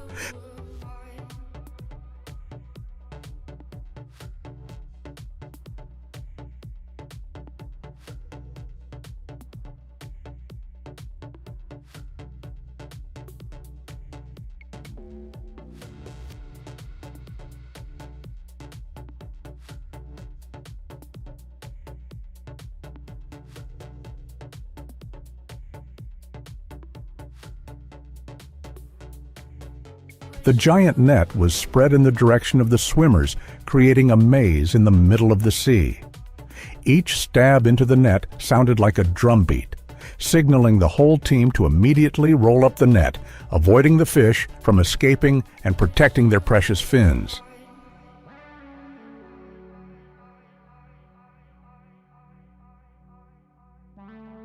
More stories.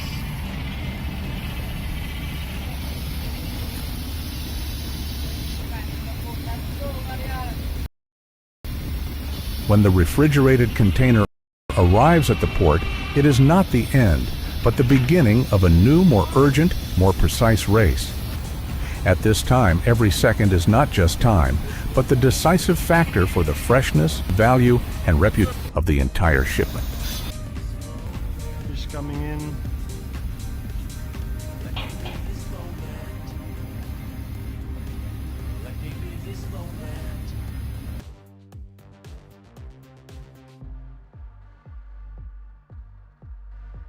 The flying fish is immediately transferred to the coastal factory, where the cold air covers the space, but the working pace is always vibrant and precise.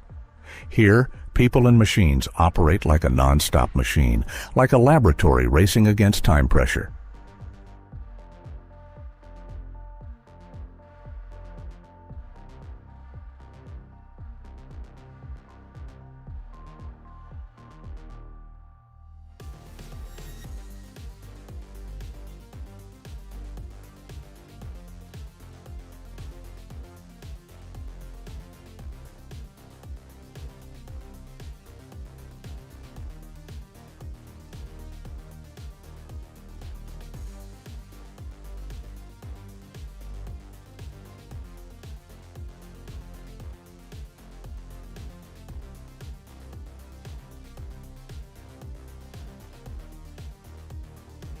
The preliminary processing process begins right on the modern technological line, where every detail is strictly controlled.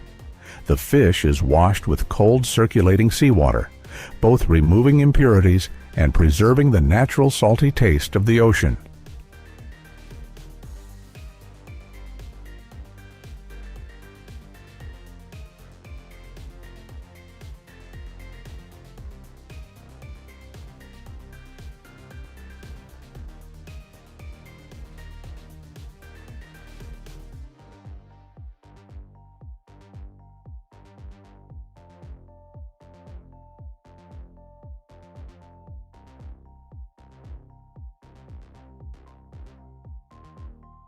Next, the fish goes through an ultrasonic scale separation system, a technology that is both fast and preserves the silvery metallic skin, an important visual element for high-end diners.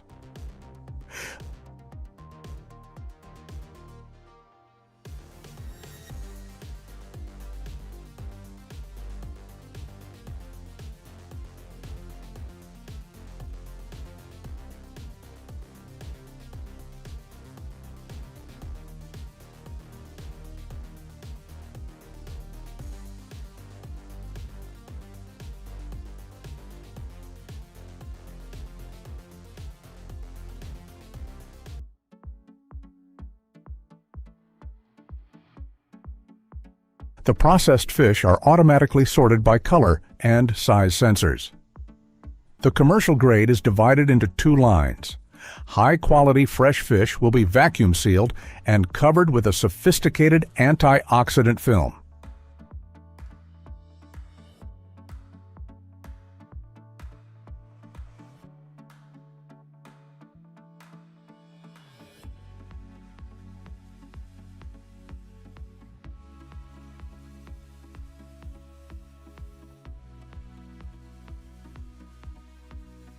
The rest will be put into a deep freezer at -40 degrees Celsius, where in just 4 minutes, each piece of meat is frozen, preserving its firmness, sweetness, and fresh color as if it had just been caught.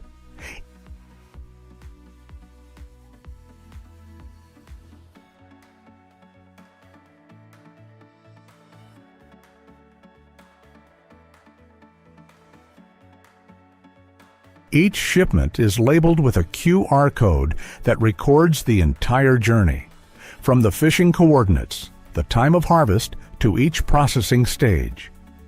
This is not only a guarantee of quality, but also a testament to a transparent and professional supply chain.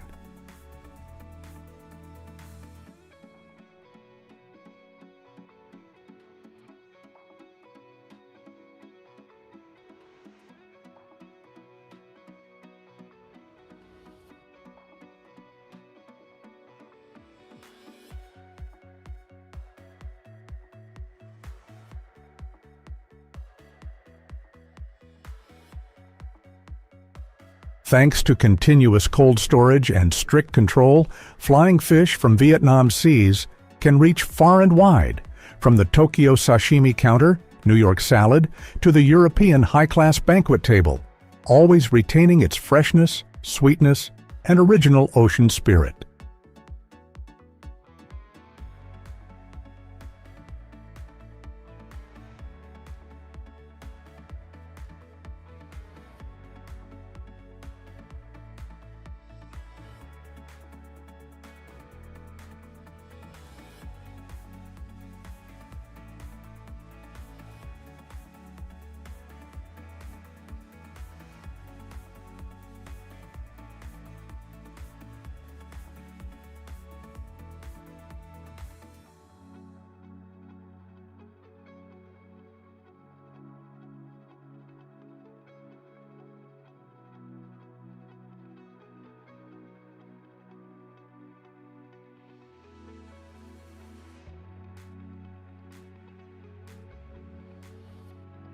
From their coastal factories, flying fish cross the ocean to appear on fine dining tables around the world, where each dish reflects freshness, preparation techniques, and culinary creativity at its finest.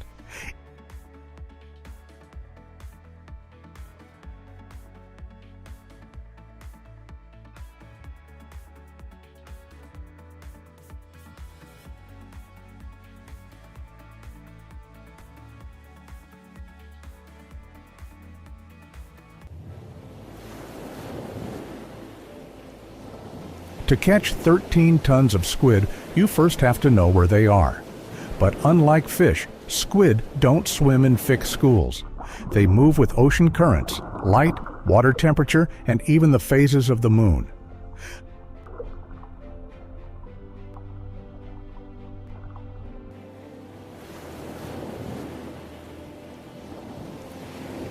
Some species of squid, like the Humboldt, can migrate thousands of miles each season. They gather in huge swarms, sometimes so dense that they darken the water below.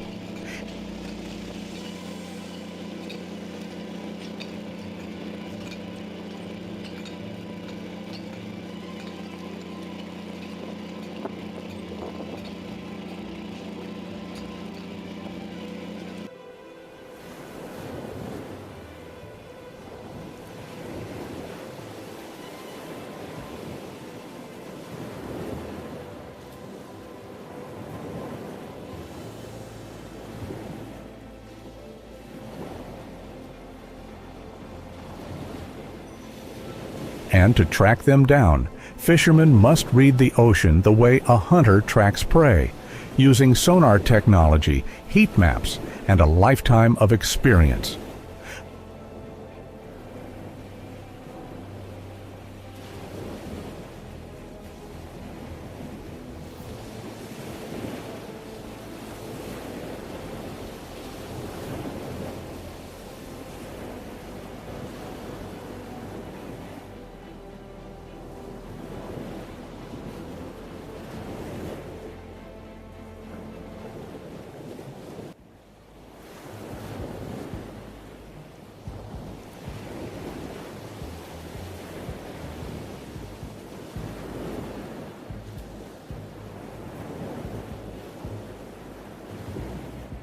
Finding the squid is just the first step. The biggest challenge is catching the entire batch before they dive deep and disappear. Once the location is determined, the captain gives the order. The net is lowered to the exact depth and angle down to the meter.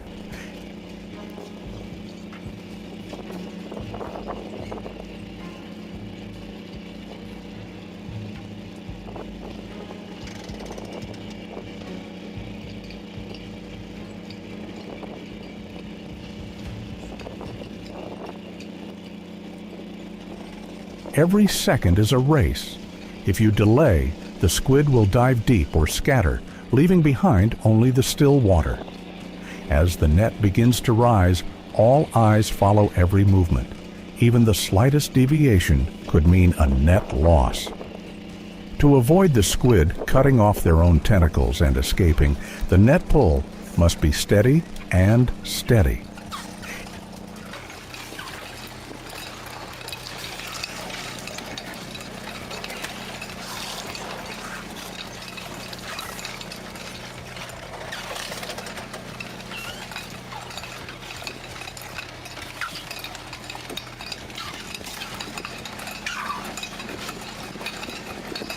In addition to industrial net techniques, many longtime fishermen still maintain the traditional hand fishing method, a method that requires both patience and skill. Under the light of squid lures, each fishing rod is lowered, waiting for the squid to bite the bait, and then gently pulled up.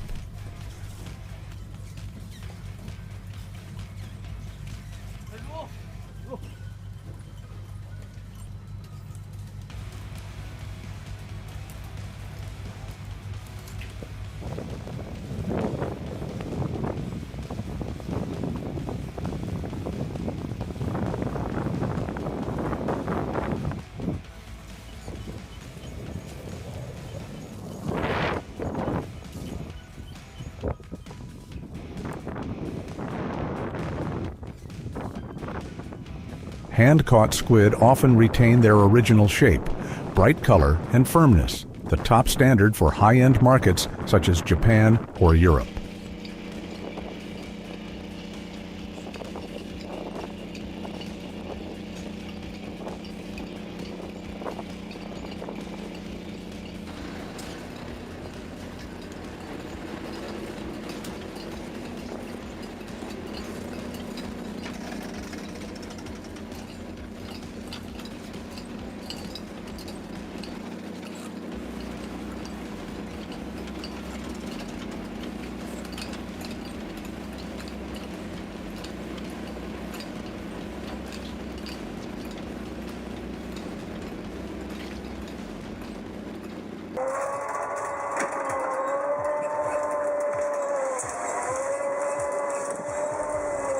Squid fishing is not just a job, it is a combination of modern technology and traditional art, where every operation must be precise.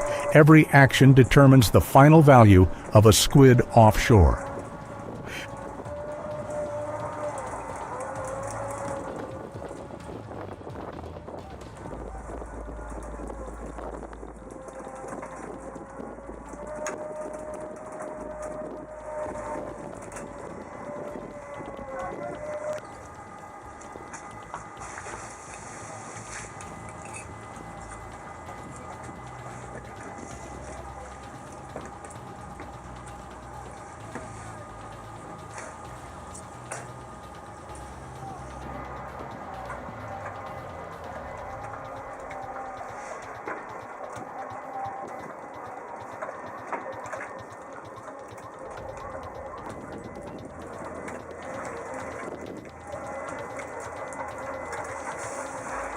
When the last catch was completed, the deck was white and full of fresh squid.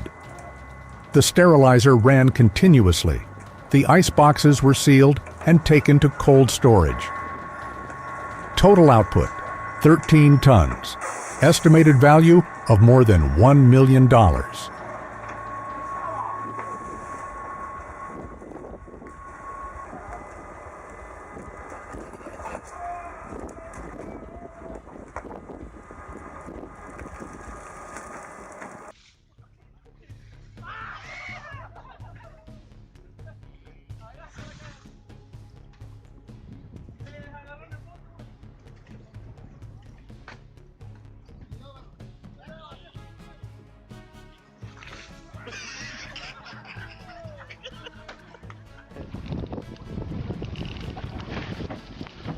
Se va, ya.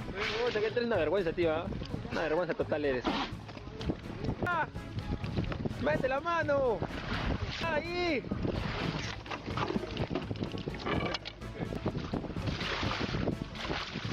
But that's only half the battle. Until they reach port, their only job is to keep the 13 tons of squid as fresh as if they had just been pulled from the ocean floor.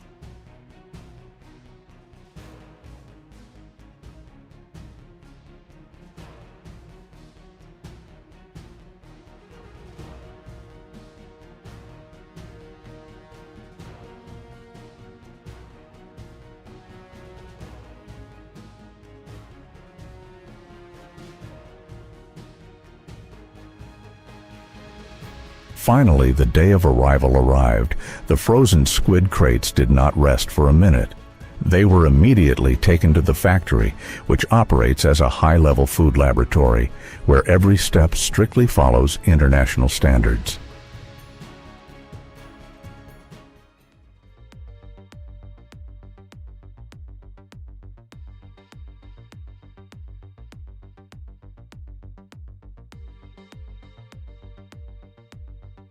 Here, squid are carefully sorted by size and quality, then put through a closed cleaning process. Depending on the requirements of each market, they can be sliced, seasoned, steamed, or further processed into high-value products.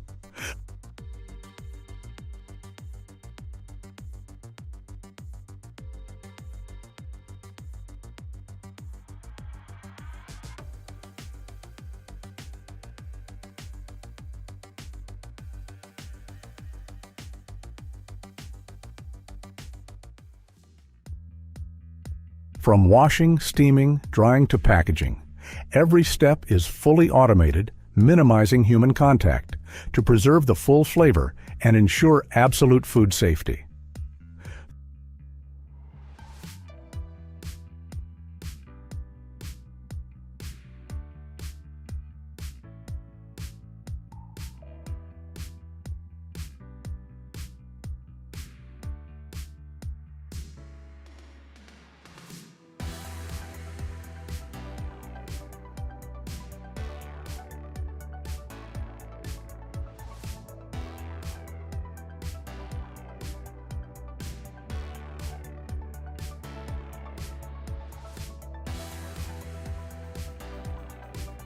Three layers of quality control, from raw materials, semi-finished products to final products, help detect and eliminate even the smallest errors.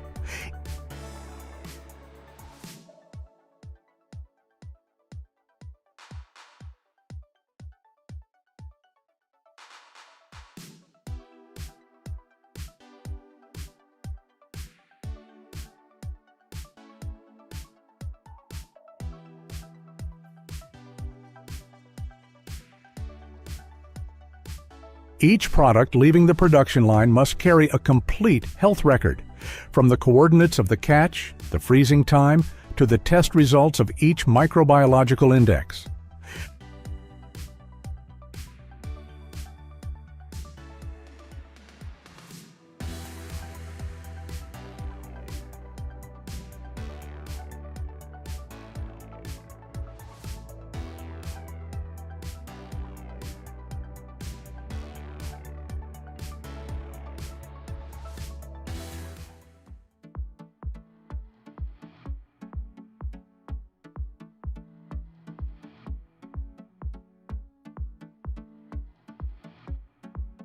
From sea to table, each squid's journey is a race against time and standards, where errors are measured in seconds and quality is not compromised.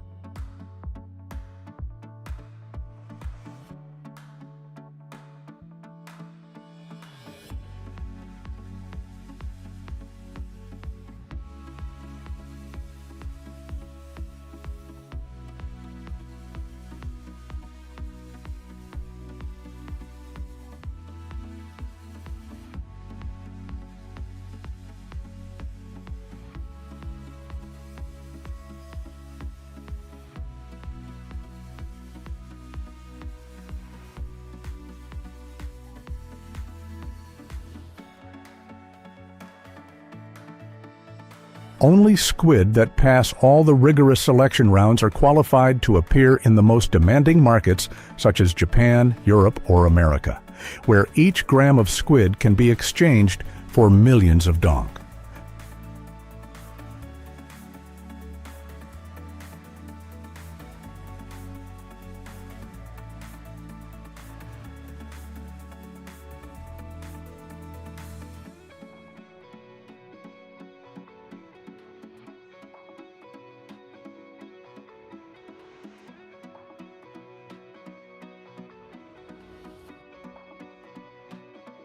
"13 tons of squid, more than $1 million, and a journey from icy waters to lavish dining tables around the world. Each squid is not just food, but the result of intelligence, technology, and sweat in the middle of the ocean.